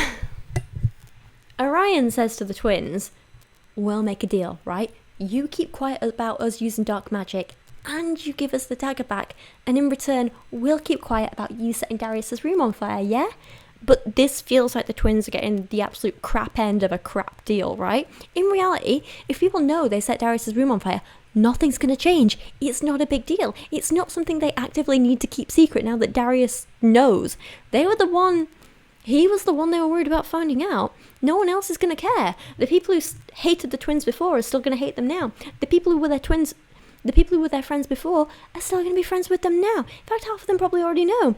And we know from the Milton situation, the school isn't going to punish them. They're not going to get expelled, a fine, a telling off, put in prison. No stakes. At most they'll be like, "Oh, you used 5 house points. So where are the stakes? This is stupid. This makes no sense." Compare that to what Orion and Darius were doing. They were literally committing crimes that would not only get them thrown out of the school, but like the entire Fae society in general. Like, what motivation did the twins have to actually keep their secrets? Because I see none. The twins, though, stupidly, because they're stupid, the Zodiac twins who wrote this are stupid, they expect you to be stupid, but I know you're not stupid. But the twins are, and they agree to it, and then we get a Darius chapter. Before going into this, I guessed what the chapter would be. I said, it's going to be grumble, grumble, grumble, Dragon, dragon, grumble, grumble, I'll kill them. Grumble, grumble, can't believe I ever thought I liked her. Grumble. What it actually was Darius turns into a dragon, grumble, grumble, grumble, flies away with Orion on his back, which is an image that never fails to make me laugh. Grumble, grumble, grumble. Orion is like, Darius, you don't understand. Sure, they're richer than you now, but before they were poor. So it's okay that they tried to steal from you and burn down your room, silly. And then Orion compares Darius to his dad, and that makes him even angrier, which kind of proves his point there, doesn't it? Darius makes all these typical abuser excuses like, well, I wasn't going to choke her. I didn't even tighten my grip. Like, yeah, sure, mate, I believe you, yeah.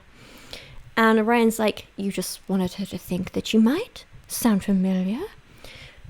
Still doesn't excuse it, does it? Like, there's a huge correlation between abusers who strangle you and abusers who will kill you. If an abuser is willing to strangle you, they are more likely to kill you by any means. Like, plenty of studies show it. The moment an abuser strangles you, the chances of you ending up dead if you stay with them go up astronomically. It's insane. The two guys go on this misogynistic rant, being like, oh, Tori's such a bitch. F them. Yeah, bet she's bad in bed anyway. Blah, blah, blah. It's pathetic. And then the chapter ends. So, yeah, I was pretty spot on with my guess there. In Darcy's chapter, she wakes up to messages from her abusive groomer teacher, the one who was just calling her and her sister bitches a second ago and swearing about them and laughing about how bad they are in bed. That guy.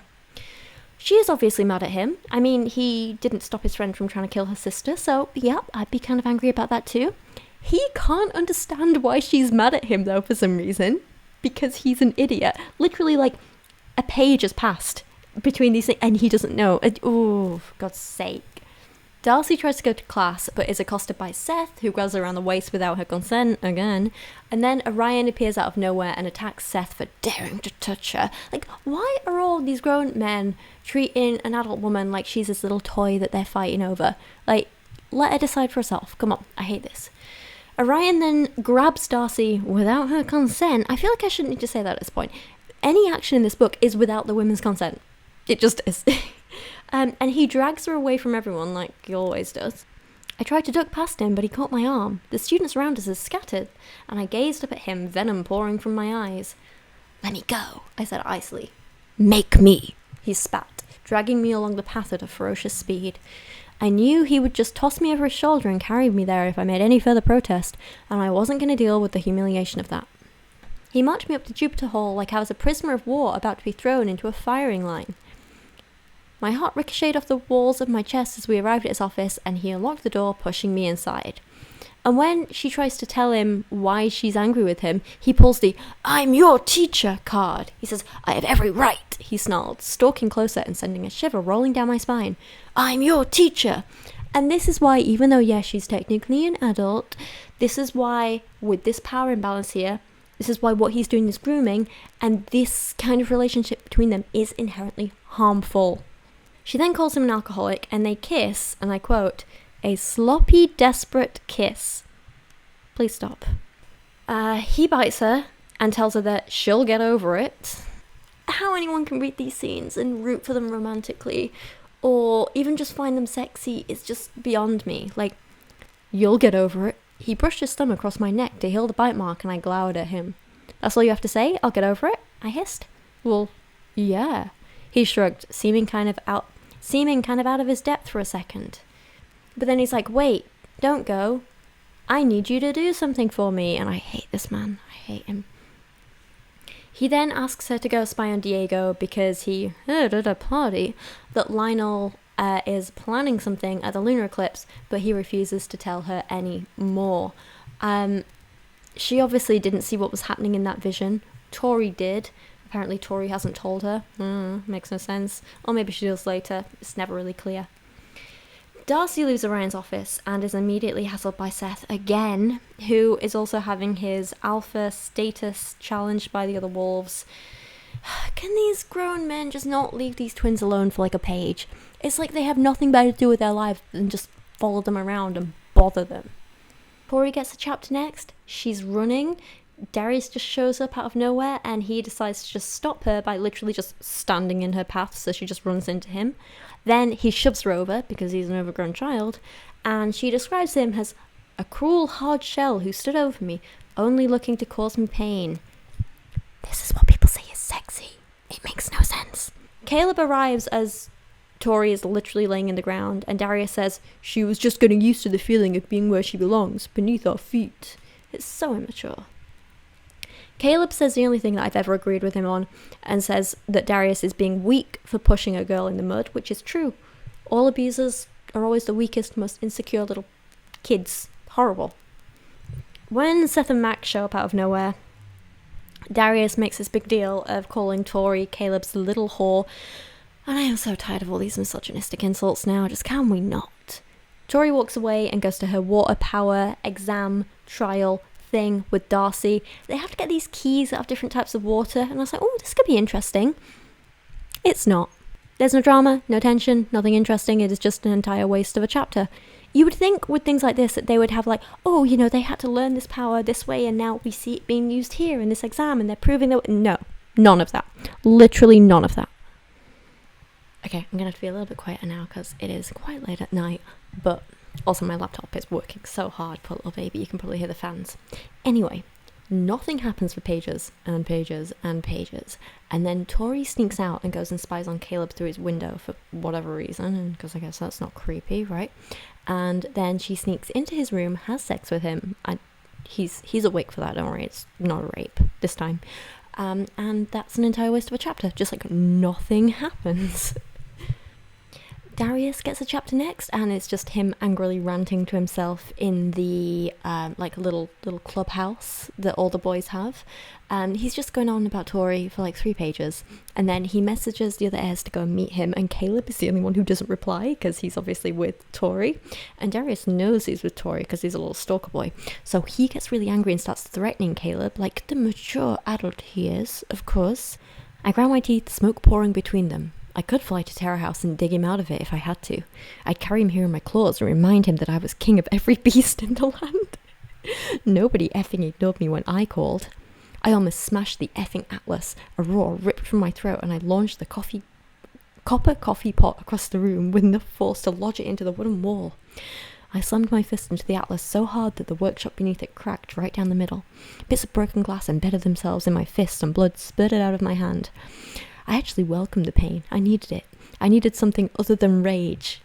Really? Do you know how to have feelings other than rage?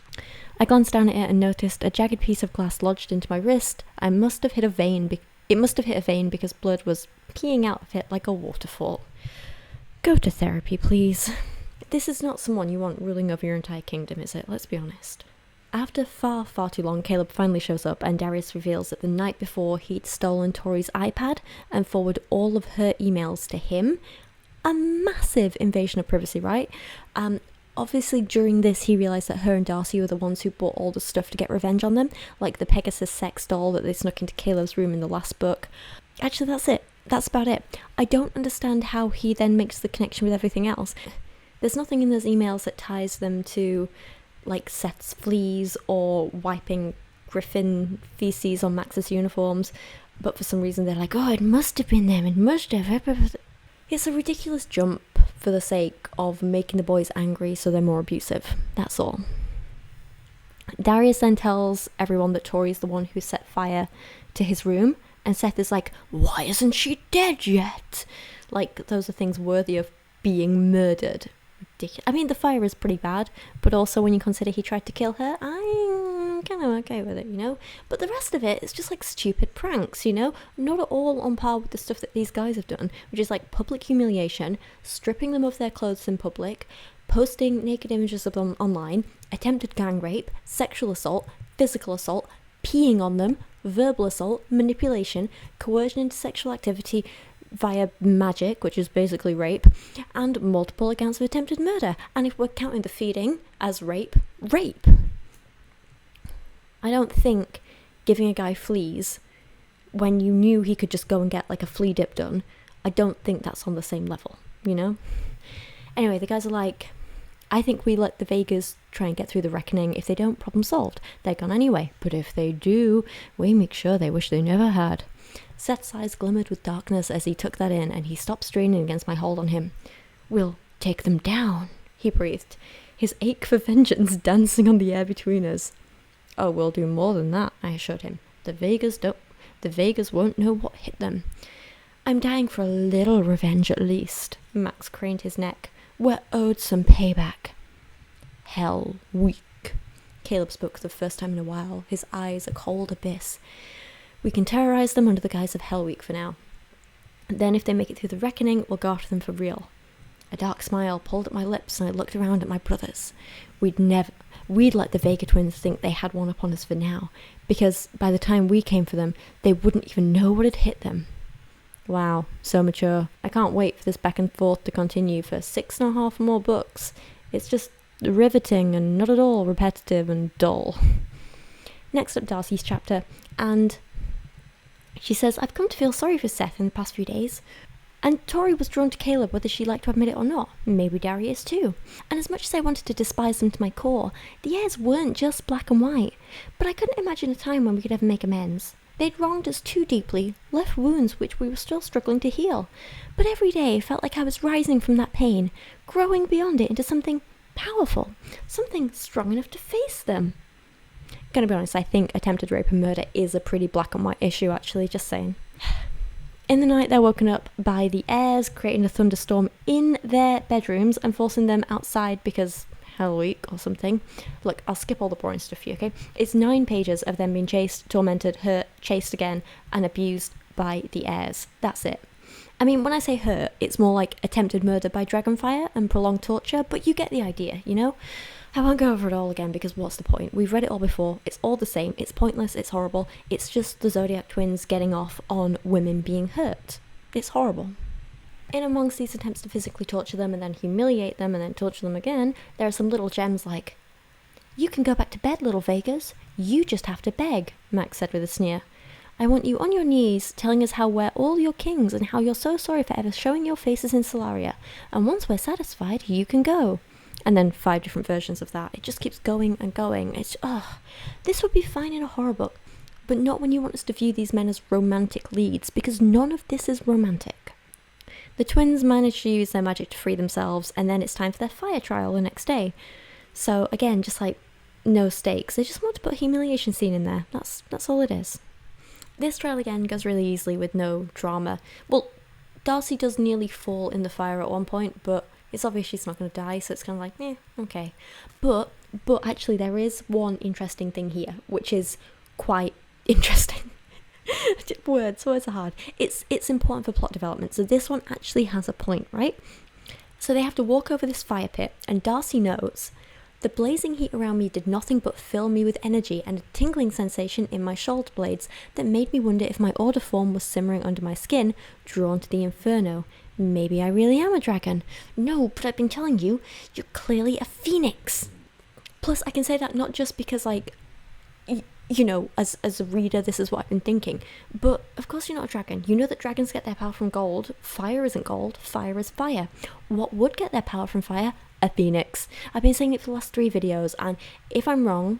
Well, actually, I said in my original script here, if I'm wrong, I'll look quite silly, but even then, I won't look as silly as these authors consistently do, so I can live with it.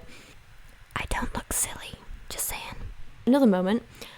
At the same moment, fire blazed out. Fire blazed beneath our feet. I flinched, but no pain came.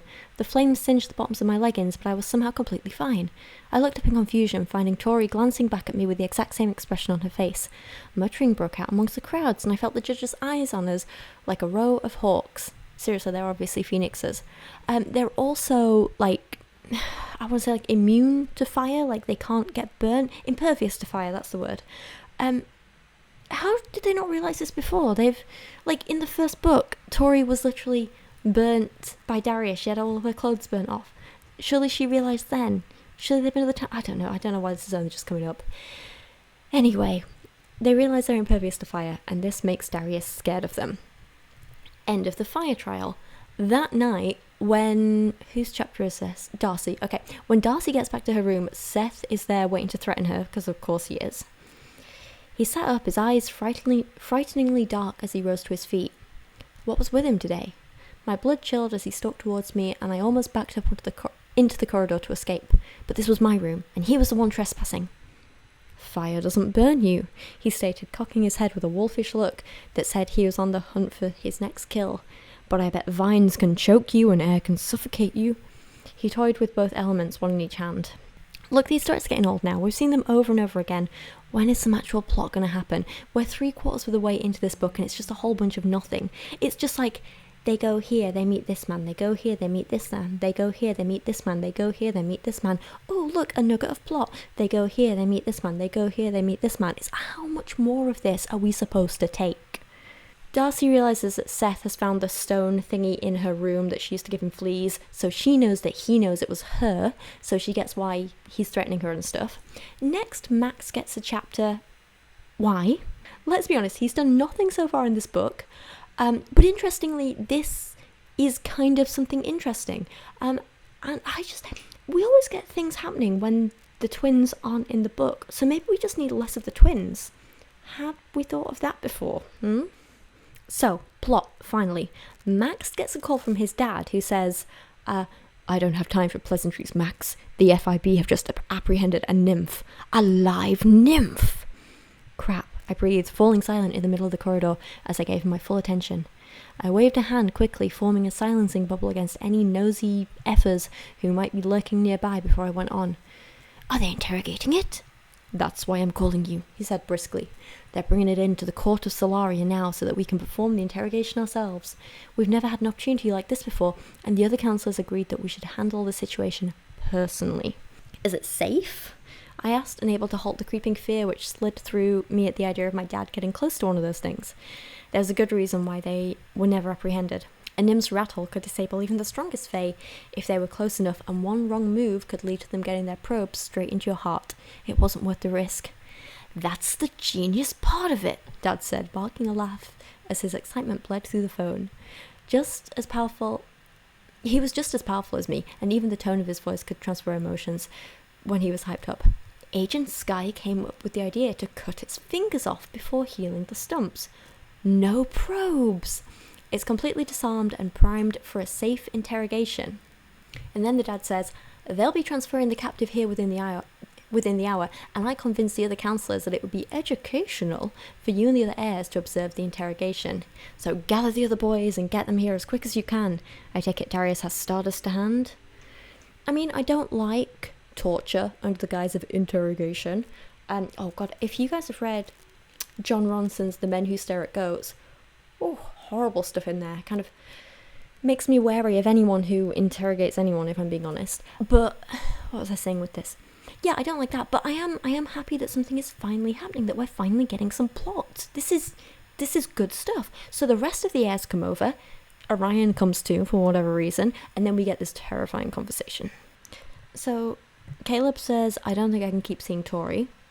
He said darkly, more than a little anger pouring from him. I'm not going to be able to keep my temper in check if I'm hunting her. It's hard enough not to be too rough with her when I'm not annoyed at her. I don't think I can control myself when I'm this angry, and I could end up going too far. So rough her up a bit, I said with a shrug. Maybe she'll like it. Darius growled at me, and I looked around at him in surprise as a wave of anger slammed right into me. Emotions always tasted more potent when they were aimed at me like that, and for a second I felt exactly what it was like to have a dragon point his rage at me. What if he ends up killing her? He snapped like I was an idiot. The law won't protect him from murdering a royal. This is literally how abusive and dangerous they are, and they just don't see a problem with it, unless it might get them into trouble too. Oh, boo-hoo. They're the worst. The worst. Anyway, back to the actual plot. They all gather with the Celestial Council. Orion's there too, of course, like I said. And there's this really weird moment where Caleb's mum says to all of them, oh, come on. You boys are practically adults now. I'm sorry, practically adults? They're all like 20 years old. They are adults, very much adults. There's no practically about it. This is why I think they wrote these books with they're all children and teenagers in their mind, and then they just aged it up to make it more appropriate. It's so wrong. It's creepy. I don't like it. Ugh. Anyway, all the kids and see, I'm even calling them kids now, but all the kids and parents stand around and talk about how the eclipse makes everyone super lustful and me, and no one can help themselves, blah, blah, blah. I don't care. But I assume we can probably expect some rape scenes coming up or something like that. Great, just what we need. So they bring the nymph in, and my eyes widened as I took it in. I'd seen a few nymphs in their true form before, but that had been in the midst of battle or after they were already dead. The nightmare before me sent ice sliding through my veins. It was over a foot taller than the 4 FIB agents who dragged it into the room. Its skin was rough like the bark of a tree, and thorny horns extended from its skull. Its eyes were black like the shadow realm it was born from, and its face was a picture of horror. The creature's arms were bound behind its back with chains of fire, but as it was thrown to the ground, it turned and my stomach clenched, and I spotted the stumps where its fingers should have been. The wounds had healed to stop any bleeding, but the thought of what had been done to them made me clench my own hands into fists defensively. Like, I know this is a creepy description and everything, but honestly, I still picture salad fingers. Let's be honest. This interrogation is just torture with only one question asked. Like, they ask it one thing, it doesn't answer, so they just beat it up and kill it. It's a waste of time. One of the mums says, "Tell us where your forces are massing." The nymph glared up at her and took in a deep breath, a loud rattle filling the air. "Tell us," Lionel yelled, a roar escaping him as he managed to run at the nymph despite the heavy rattle of its power filling the room. Blood flew, and he yelled out as he hit at it again, his powerful frame brimming with rage as he threw his fists like hammers into the nymph's face. On the 4th blow, the rattle was cut off and the nymph was knocked to the ground. Lionel didn't stop. He was screaming at it, demanding the information he wanted while kicking and punching, more and more blood spilling over the white tiles as he lost control. Silence fell heavily among everyone, and I dragged in a long breath. He just killed it, Caleb breathed, a frown gripping his features. Now we won't get any information from it. And seriously, that's it. That's the whole scene. That's the length of the interrogation. And then everyone's just like, "Yeah, he deserved it." And the chapter just ends. What the hell? That said, I do think there's one bit of information we can get out of this, and that's that I think Lionel, the one who killed him, is the one working with the nymphs and Diego's family, and so Diego might be a nymph. Oh, I could write these books. And I think he used the nymphs to kill the twins' parents, and he used them to kill Astrum, and now he's using them to like attack the school and the twins and all that sort of thing, and now he's killed this nymph so it didn't talk and give him away, because like they didn't even do an interrogation. One question was asked, and then Lionel just kills it immediately. Boom. Like, before anyone else can do anything or say anything or think anything, it's just dead. Like, it's obvious he's hiding something, right? He has to be. If not, this is stupid writing. Next we get Tori's chapter, and it's the Earth Magic Trial. This is the last of the elemental trials, thankfully. They need to find their way out of caves. They do. It takes them 6 pages of running around tunnels before they realise they could have just used their magic to dig their way to the surface. They're idiots. They're the slowest people in their entire year, but they do just about manage to pass, so that's fun. Also, with the lighting in this room, I realise it's making my little character's eyebrows just look constantly angry. I guess that's just how this book makes me feel. So Darcy's chapter again, oh my god, I forgot about this bit. They all go to the fairy fair. That's what it's called. This is the chapter, or chapters, or part of the book in which they ruin Diego, and I will never forgive the Zodiac twins for this. Darcy is going with Diego to the fair so she can spy on him to find out stuff for Orion, but she hasn't bothered to tell Orion this plan. Diego deserves better friends, and I hope that him and his family are actually planning on killing the twins and everyone else because they deserve it. Yeah. I really think, and I think it was when I read this section that this theory solidified. I think if Darius's dad is working with the nymphs and he's working with Diego's family, and Diego has no order yet, which he doesn't, I reckon he could secretly be a nymph, and then he's going to use his nymph powers to kill everyone, or try to, and I'm going to be 100% on his side.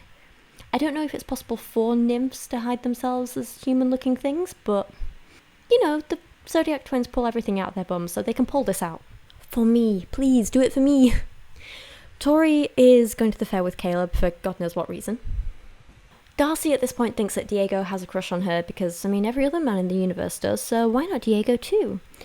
And Darcy asks Diego about his uncle, and Diego calls him a bastardo, is what he is. He snarled, and the ferocity of his tone made my heart beat a little harder. He puts pressure on my family, makes them do things. Some horrible memory flashed in his eyes and he swallowed hard. I shouldn't really talk about it. Then he says, Alejandro, the uncle, is El Diablo, the devil. He uses my mother, his own sister, and my father for his work. When I was younger, they'd go off for days together and leave me alone with mi abuela. What's his work, I asked. Diego rubbed his chin, firmly looking out the window. I don't know, he muttered, and I was certain he was lying.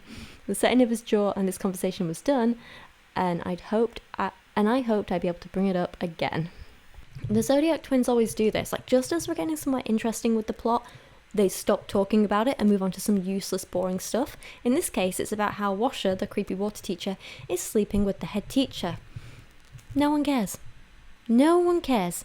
Give me more Nymph, Alejandro, Diablo drama, please. I want that.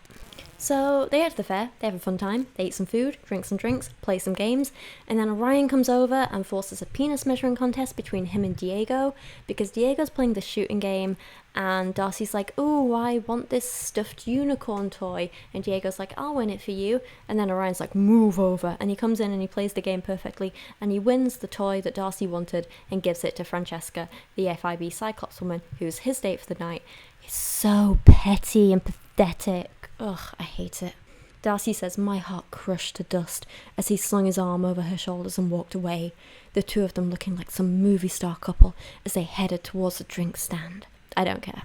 Darcy decides to make him jealous by holding Diego's hand, which is just cruel to Diego, because if he does have a crush on her, she's just leading him on. Horrible. Grow up. Also at the fair, they see Sophia and Tyler together, and Darcy finally shows some compassion for Diego, who's supposed to be her friend. I turned to Diego feeling crappy that I'd helped set those two up by getting her to cheat on him.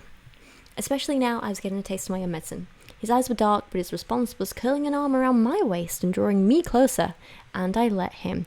Partly because it was freezing and I couldn't refuse a hug, and partly because I was hurting hard. Besides, we were using each other. He wanted Sophia, and I wanted Orion. Might as well slap on a smile and pretend neither of us gave a crap.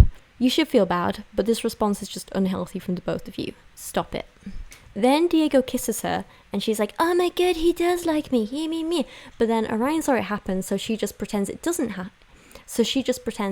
happen, and she runs away, and she tries to get some food, but instead of finding food, she finds Orion. This time he's kissing Francesca. They're all children, I don't care. In Tori's chapter, Caleb is late to meet her, so she decides to go without him and meet her friends instead. Good choice, well done, Tori. Now she's going to ruin that choice.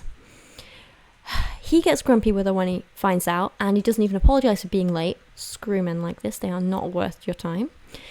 But he shows up anyway, and he literally drags her away from the bus stop with her friends and makes her get in the car with him. I don't know who finds this hot, but if you do, that's concerning. Kidnap isn't hot. However, instead of taking her to the fair and knowing she has trauma from being trapped in a car by her ex, he decides now is a good time to kidnap her and drive her out to the middle of nowhere. He literally petrifies the poor girl. I mean, I know I don't like Tori, but again, I feel bad for her here.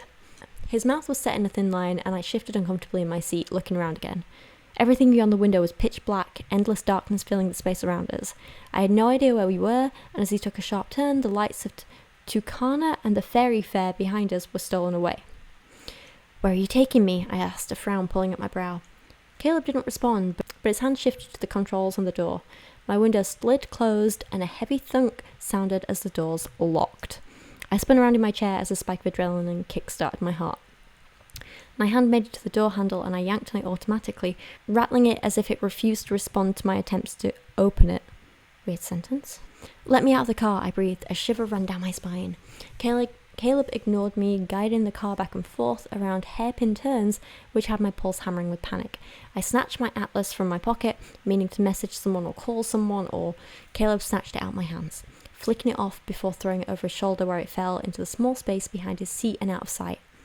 Again, this is something unforgivable, right? There should be no coming back from this. He's taken one of her greatest fears and one of the most traumatic things that's ever happened to her and decided to reenact half of it.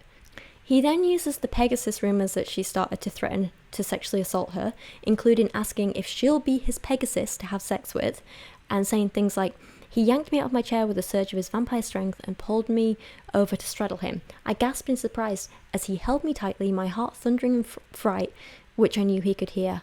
"Well?" he prompted, gripping me harder. Caleb caught my hand and pinned it to my side. "Maybe the rumours are true.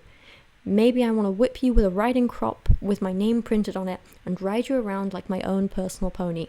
Maybe I want you to wear a bridle and neigh while I'm screwing you." I swallowed as I continued to look at him, wondering if I should just call him out on it and try and get him to see the funny side, but everything about his posture and the way he was holding me said he didn't find this the least bit funny. He then takes her into some random dark forest and tells her to run. I hesitated, looking around at the clearing he parked up in. We were in the middle of nowhere, halfway up a mountain by the looks of it, and there were thick trees all around us. Even if I managed to escape him, I'd be hopelessly lost out here, and he'd taken my atlas from me. "I don't want to," I said, fighting to hide the tremor of fear in my voice. Caleb lunged at me and I screamed, throwing my hands up as I cast a huge gust of air at him. He was knocked back and I turned and fled, racing into the trees as fast as I could with terror coursing through my limbs. Caleb's dark laugh followed me as I ran, and I knew in my heart that this was hopeless. He was an effing vampire. He could outrun me in a heartbeat, and the sound of my feet pounding through the dead leaves was so loud I might as well have been building a fire with my name written in flames and an arrow pointing right to me. A force like a battering ram collided with me, and I cried out as I was thrown back into a huge tree. He's just hunting and torturing her again, and honestly, this was really scary to read, this whole passage. Like, again, this would give me chills if it was in a horror book, never mind in a book that's meant to be romance. He keeps going on about wanting to sexually humiliate her, or at least what would be sexual humiliation in his eyes. Like, you have to remember that to him, the things he's saying, these are the most sexually degrading things a person can do. These are the most horrible things a person can do. It's terrible, and he's threatening to do them to her. He wants to do them to her, all that stuff. "Didn't you just win the game?" I asked, dropping my voice as I shifted against my restraints, leaning a little closer to him instead of recoiling. "Doesn't that mean you get to bite me now?" "No, the rumours say I want an F a Pegasus," he reminded me in a growl as he stepped closer, his knees pressing against mine until I parted them so he could stand between my thighs. "So maybe I need you to play the part of horsey for me now." This is sexual violence. It is, there's no other word for it. He's super rough with her, and see my little character, her mouth's not going now. Head movement's still there. I don't know what's happening. My laptop's working overtime. It's really late. It's 12:30 at night. You'll have to forgive me if the animation is not here. I'm sorry. But anyway, he's super rough with her, and she's terrified. But then she's like, "Oh, wait, actually, maybe, do I like this? I could like this." Which is a super dangerous thing to put in these books. This idea that when it comes to consent, no can mean yes, as long as the victim ends up liking it. No, it's still rape. It perpetuates these harmful myths that rape isn't really rape if the victim is physically aroused at any point or orgasms. Those things can still happen involuntarily without consent, and it is still rape. "I think that right now, I might just like it," I whispered. Caleb groaned and his fangs snapped out, driving straight into my neck as he continued to hold me tightly. He wasn't gentle with me like he usually was, his anger showing in the depth of his bite and the growl which clawed up the back of his throat. I moaned as he drank deeply, taking more and more until I began to feel lightheaded. My hands landed on his shoulders, my fingers biting into his flesh in return for the rough treatment, but I was pulling him closer, not pushing him away. My head spun dizzily, and for a fleeting moment I wondered what it would be like to die like this, held in the arms of a beautiful monster. He finally released me, and I sagged back against the hood of the car, blinking at him as a wave of dizziness washed over me. My body was thrumming with the remains of fear and more than a little desire, and I could feel how hard he was between my thighs too. I hate all of this. Then they just go to the fair like nothing happened. This is a stupid book. Stupid. In Darcy's chapter again, she finally does something decent and apologises to Diego for setting Sophia and Tyler up, and then she lets him down gently and says that they're better off as friends, and he's super mature and lovely about it. See? He's the only nice character in these books. Or is he? God's sake, I hate what they've done to poor Diego.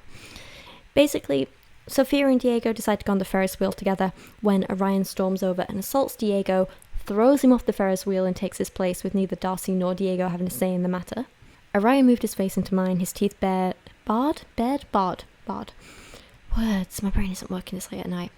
Making real fear push into my veins. In that moment, he was a wild animal, and running from him was impossible. We were stuck together for the next 20 minutes, and I knew for a fact he'd done this on purpose. He waved his hand to cast a bubble of silence around us, and anger pierced my chest. Oh yeah, I'm totally rooting for them as a couple, aren't you? He aggressively wipes her face to get Diego off his girl. I know. And then she's all like, boo-hoo, you kissed her. And he's like, no, you kissed him. No, he kissed me. Well, I can kiss whoever I want to. It doesn't mean anything because I'm a man. Boo-hoo. I don't care. I do not care. Orion even has the audacity to tell her, you hurt me first. Stop it. Burn him with fire. Later, Diego says about Orion, I don't just dislike him, I despise him. I wish a plague of effing death on him. In fact, I wish he hadn't survived the battle at the Pitbull Stadium. See? Diego is the hero we need in this book. Love Diego here, you know? Darcy is a mess, and she responds by slapping him. So clearly she's learning something from the Airs, where you apparently respond to everything with violence. I slapped him so hard, I was as stunned as he was as I withdrew my hand. My palm print remained flaring on his cheek, and he stared at me with a murderous glint in his eyes. He stepped forward, and I stumbled back a step before remembering I was 10 times as strong as him. But for half a second, it didn't feel like that. Power seemed to radiate from him. This is unnecessary, this is childish. Stop it. And this is where they ruined Diego. I'm so sorry. Poor Diego. Justice for Diego. I thought you were different, he said slowly. But you're just like your whore of a sister, pining after bastardos who treat you like dirt and who only give you a second look because you drop onto your knees for them any time they liked. Patetish. I do not know how to pronounce that. I do not know, I'm sorry. He turned his back on me and walked away into the crowd, seeming to trample on my heart as he left. So you had one decent character in these books, one good person, and you ruined him. You had to make him a misogynistic incel, didn't you? I hate the Zodiac twins. Oh, God's sake. I will never forgive them for this. Darcy's left alone, and this random strange woman tells her to go inside a hall of mirrors, or a house of mirrors, to find out who you truly are. I was like, clearly this is a trap. She's gonna get, like, attacked by a nymph or something. And I was like, don't be stupid, stupid girl. I was the stupid one. Nothing important happens. In one mirror, she sees her past. It's just the whole sob story of blah, blah, blah, we were poor. In others, she sees possibilities of who she could become. And these possibilities include things like a clown and a stripper. So that's fun. And then there's this future mirror, which shows nothing but a picture of a moon, which Darcy says seemed to burn like embers. And then suddenly she's outside again. So that was a waste. We already know something's happening at the moon. So what's the point in any of this? I would have preferred a trap with a nymph who killed her. Orion then turns up out of nowhere and tells her that he's ready to apologise to her, and so to meet him at the circus tent. What a classy, classy man. Apparently his apology is that he's in a contest to see who out of him and some circus performer can stand being electrocuted the most. What the hell? This is not an apology.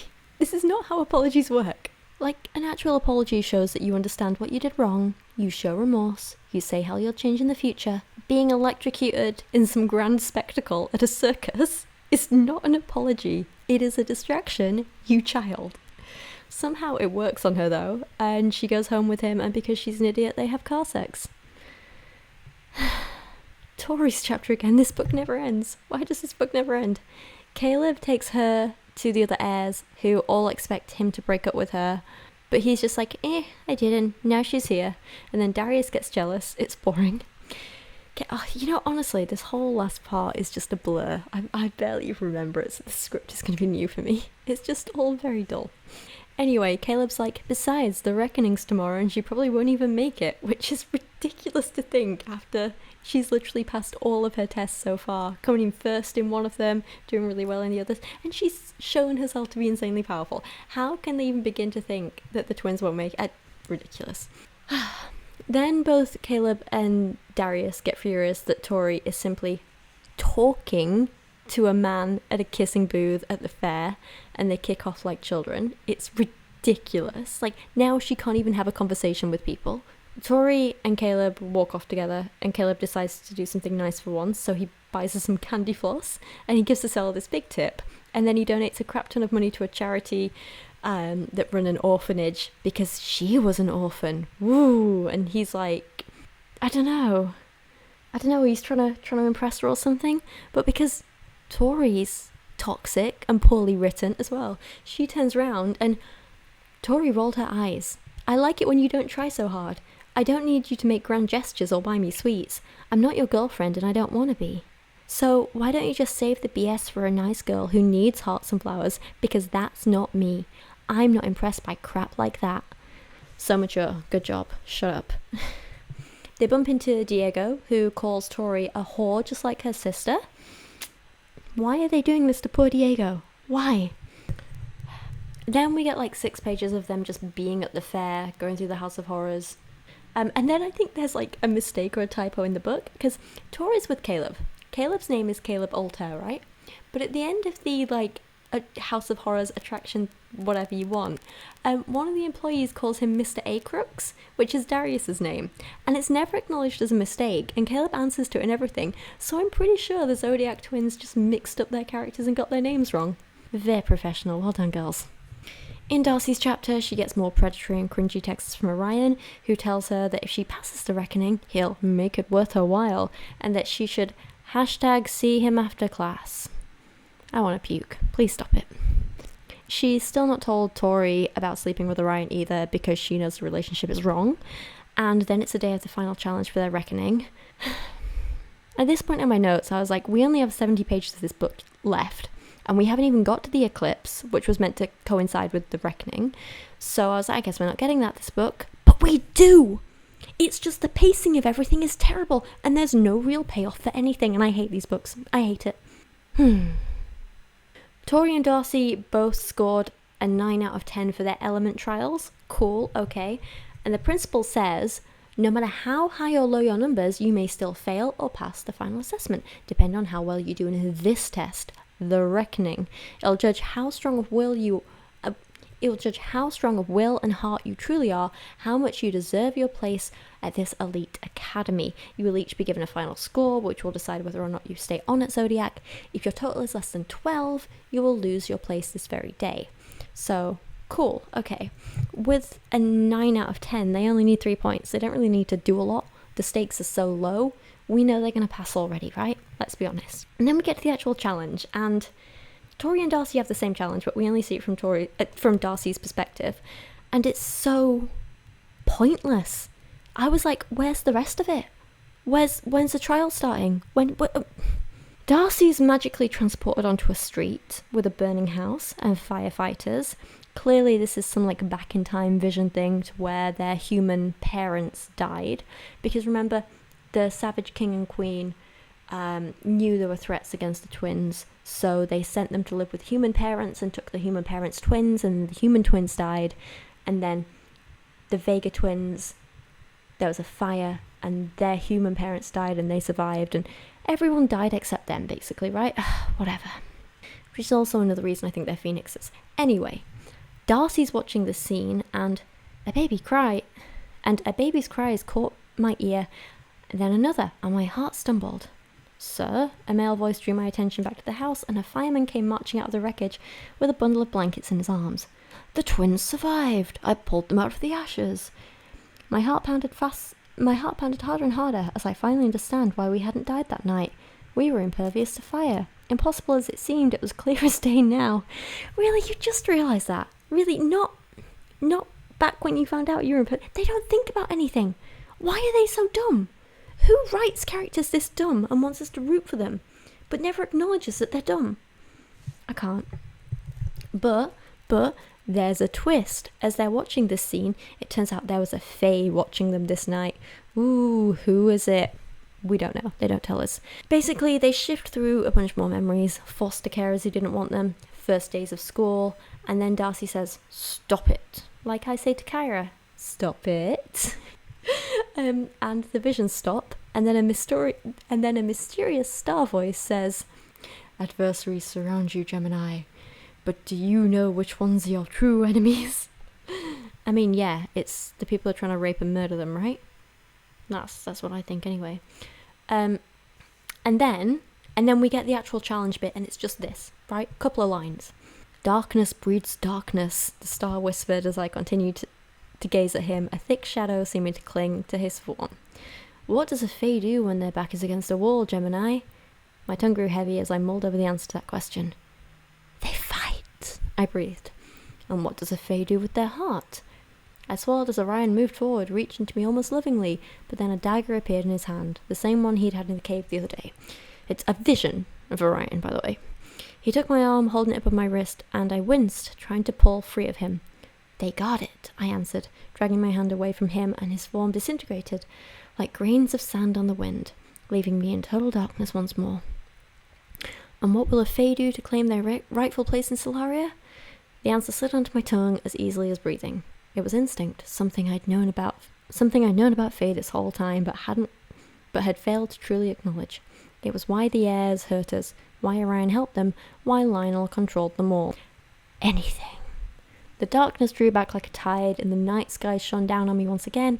A glittering number 20 shone above my head, and I blinked heavily as I shook off the oppressive feel of the darkness which had claimed me. That was it. That was the whole test that they've been building up for 3 whole books, and they get a perfect score. How boring can you get? I hate these books. I hate them. I said in my original notes, if we don't get Tori getting a solid 0 next to her to raise the stakes, this is boring as hell. But she doesn't. She gets a 20 as well. Blah, blah, blah, blah, blah. All around us, more and more numbers appeared above the students circling the field, but none as high as ours. Stupid. You can't build something up for 3 books only to have it over in 1.5 very dull pages. The heirs return with the same threats we've heard too many times before. We don't intend on letting you graduate, it's gonna hurt, you might want to get out now while you still can. We don't intend on... There we go. And then Darius says, enjoy the lunar eclipse tonight, it will be your last night of peace between us, but every night after that, when you lay your pretty little heads down on your pillows, I want you to remember we're coming for you. In the dead of night, at the break of dawn, or the fall of dusk. You won't know when and you won't know how. But what you will know is we're coming for you. Change it up, mate. We've heard this all before for 3 books. We're on, 1,500 pages now of the same threats. They don't get more menacing the more you say them. They just get more boring. Tori's chapter, they get this stupid email about the lunar eclipse. Basically, everyone's gonna have all these lusty urges, blah blah blah blah blah. Shut up, no one cares. Thankfully, Tori has some sense for once, and says after the fun we'd had last night, I'd been looking forward to spending some more time with Caleb. But then he just went straight back to threatening me with the other heirs after the reckoning, and I realised I really wasn't cool with this whole Jekyll and Hyde act. Great, thank you, now stick to that.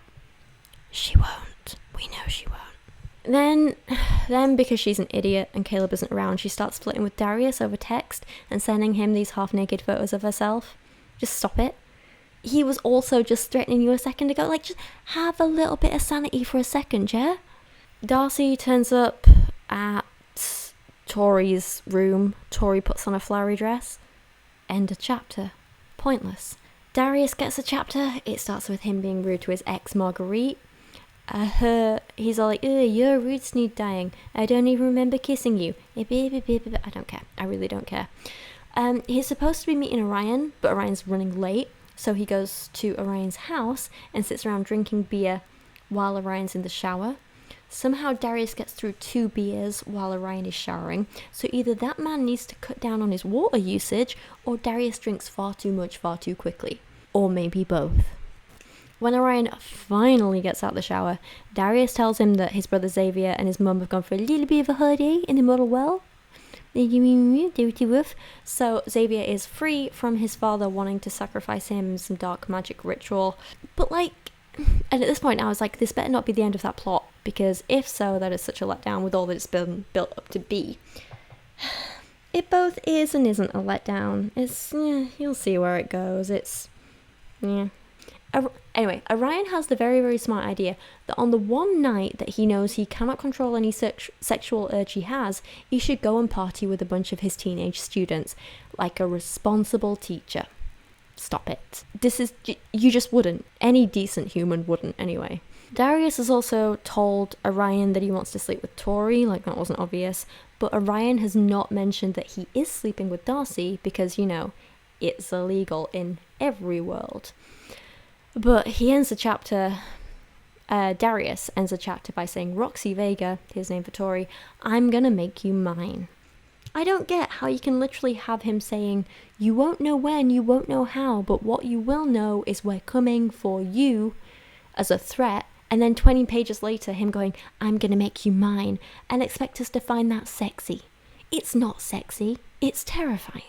Darcy's chapter again, she's at the party, she gets up to leave to go sleep with Orion, because of course she does, but just before they do, she finds her shoulders are itching. Oh my god. And I was like, oh, at least we're getting some plot right. She's going to go all Phoenix, isn't she? And I said in my notes, if she doesn't, I'll write it. Wings, he announced. You're going to have wings. Darius reacts the same way when... He didn't finish that sentence. And he starts rubbing her shoulder blades, or caressing her shoulder blades, as it says here, which is something that he also does for Darius. It's just... I see why people think they're sleeping together. I get it, I do. And then the chapter ends. Just there, like that. Weirdly, out of nowhere, there's a Seth chapter. Don't ask me why.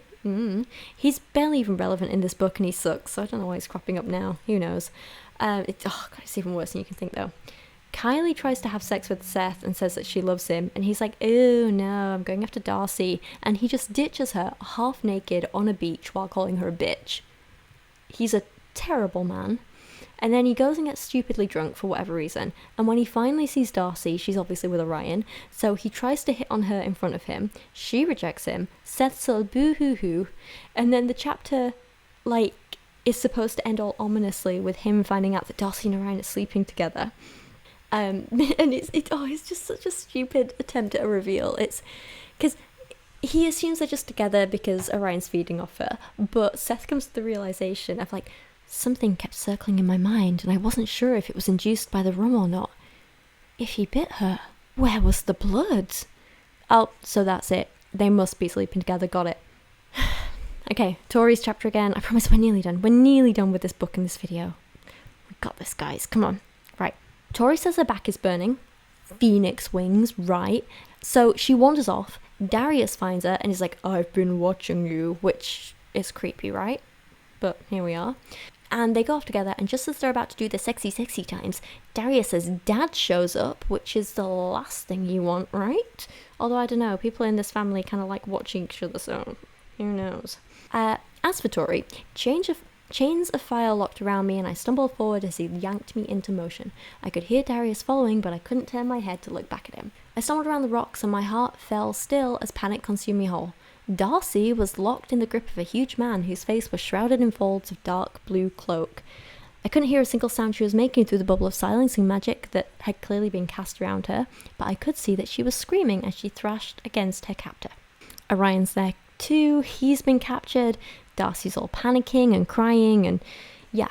So they're finally giving us some action with only 20 pages of the book left. They want to try and resolve all of this in 20 pages. We had to slog through 580 odd pages for this. Darcy's chapter again. Within less than a page, Orion just throws Lionel in a crater. Orion twisted something into his palm and blood leaked between his fingers. He shut his eyes and murmured under his breath so fast I couldn't catch the words. Black veins spread out from his wrists, and a spark of light snapped the magical binds holding him in place. He sprang to his feet, throwing an arm out to release Darius from them too, casting a storm of magic at Lionel in the same instant. Hope burned brighter in me as Lionel tumbled into the crater, catching himself with air before he hit the centre and twisting around to face us with a snarl. I gasped as every single one of his followers raised their hands, but Darius and Orion's moves almost looked rehearsed. Darius jumps off the nearby cliff, and Orion tells Tori and Darcy that they need to do the same, which sounds like a convenient way to kill them, saying, and we know that they want them dead. But sadly no one dies. Two more Fae appeared beside Lionel, and my gut jolted as I recognised them. They were unmasked. Orion's mother Stella had her hand firmly clasped onto Darius's brother Xavier, who was as pale as a sheet, his eyes full of horror as he gazed up at Darius overhead. Enough, Lionel bellowed, or Xavier will die. He kicked out his son's knees, drawing a silver knife from his robes and holding it to Xavier's throat. A pit of sickness filled my gut as Darius let out a roar of pain above. So, I guess at least they are coming back to this. That's something, right? Then there's a lot of back and forth, blah blah blah. They said this, blah, blah, blah, blah. Then someone, Lionel or Orion, I don't even know who, my notes were a mess at this point, I was tired. They say that the whole point of everything is to enter the shadow realm. Like, we actually care? I don't. And then Lionel says that they made a mistake before when translating the Tenebris Scripturas. And hey look, that is actually Latin this time and not just Italian. This means the Dark Scriptures. It turns out Lionel needs to sacrifice a royal person, not just a pure person they mistranslated before. And I was like, oh, finally something interesting. Go on, slaughter one of the twins, it'll make the next 6 books way more bearable. Sadly, he doesn't. All these random people show up and they start chanting in a dark language. Probably Latin. Could be Italian. I don't know. It's all the same to these two, isn't it? Switch to Tori's point of view again. Lionel starts hitting the twins because he's scummy like every other man in the book. Like every other man in these books. Tori's like, I'm pretty sure he shattered my cheekbone, blood coated my tongue, and agony unlike anything I'd ever felt echoed through my skull. Lionel moved forward, gripping a fistful of my hair and wrenching me back up onto my knees so that I had to look at him. The agony in my cheek throbbed with the movement and I winced as he shook me like a dog with a chew toy. This is just more unnecessary torture porn and I don't need it. I don't need to read this at all. He says, I'll only say this once, so the two of you had better be listening well. Lionel purred, releasing his grip on my hair and standing to his full height again before us. You will both do everything that's asked of you tonight without complaint, and as quickly as you can manage. You won't try to run or fight back in any way. We only need one of you for this magic to work, so if either of you breaks these terms, I won't hesitate to kill the other. Do you understand? And finally, some tension, some stakes. I'm invested. I want one of them to die. And then I look up and see there's less than 13 pages left in this book, and you just know they're not going to do it justice. It's disappointed. Darius is like, I don't know what to do. Super helpful, mate, thank you. And Orion tells Tori that they want one of the twins to claim the shadows, but that this is how Orion's sister died. But both the twins are like, I'll do it, no, I'll do it, no, I'll do it, no, I'll do it. And Lionel's like, sure, but one of you does it and the other's dead. I don't care, kill them both, I'll be happy. So Lionel starts the ritual, the twins hold hands, and oh my god, what a surprise, the pain in their back is back, and it's wings. Who'd have thunk it? The flames were hotter now, scorching a path through my soul, and I was aware that somewhere I was screaming as the agony of them consumed me. I thought we couldn't burn, but I was wrong. I'd never felt pain like this. Chasms of fire carved through my flesh, scoring 2 great lines across my back, desperate for release. I can free you from this pain.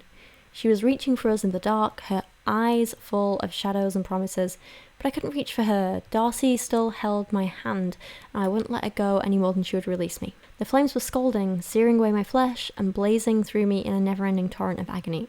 I needed a release. I had to go to the shadows, but to do so meant letting Darcy go, and I'd sooner burn for more than do that. With a cry of pure glory, I fell back instead of forward. Darcy was pulling me with her, or maybe I was pulling her, away from the shadows, falling into fire. The pain in my back exploded out of me like a tsunami of pure relief. The world was burning and falling away, and for a moment I didn't realize what had even happened. I wasn't dead. I was flying. Oh my god, what is this? Is there order emerging? Are they phoenixes? Who knew?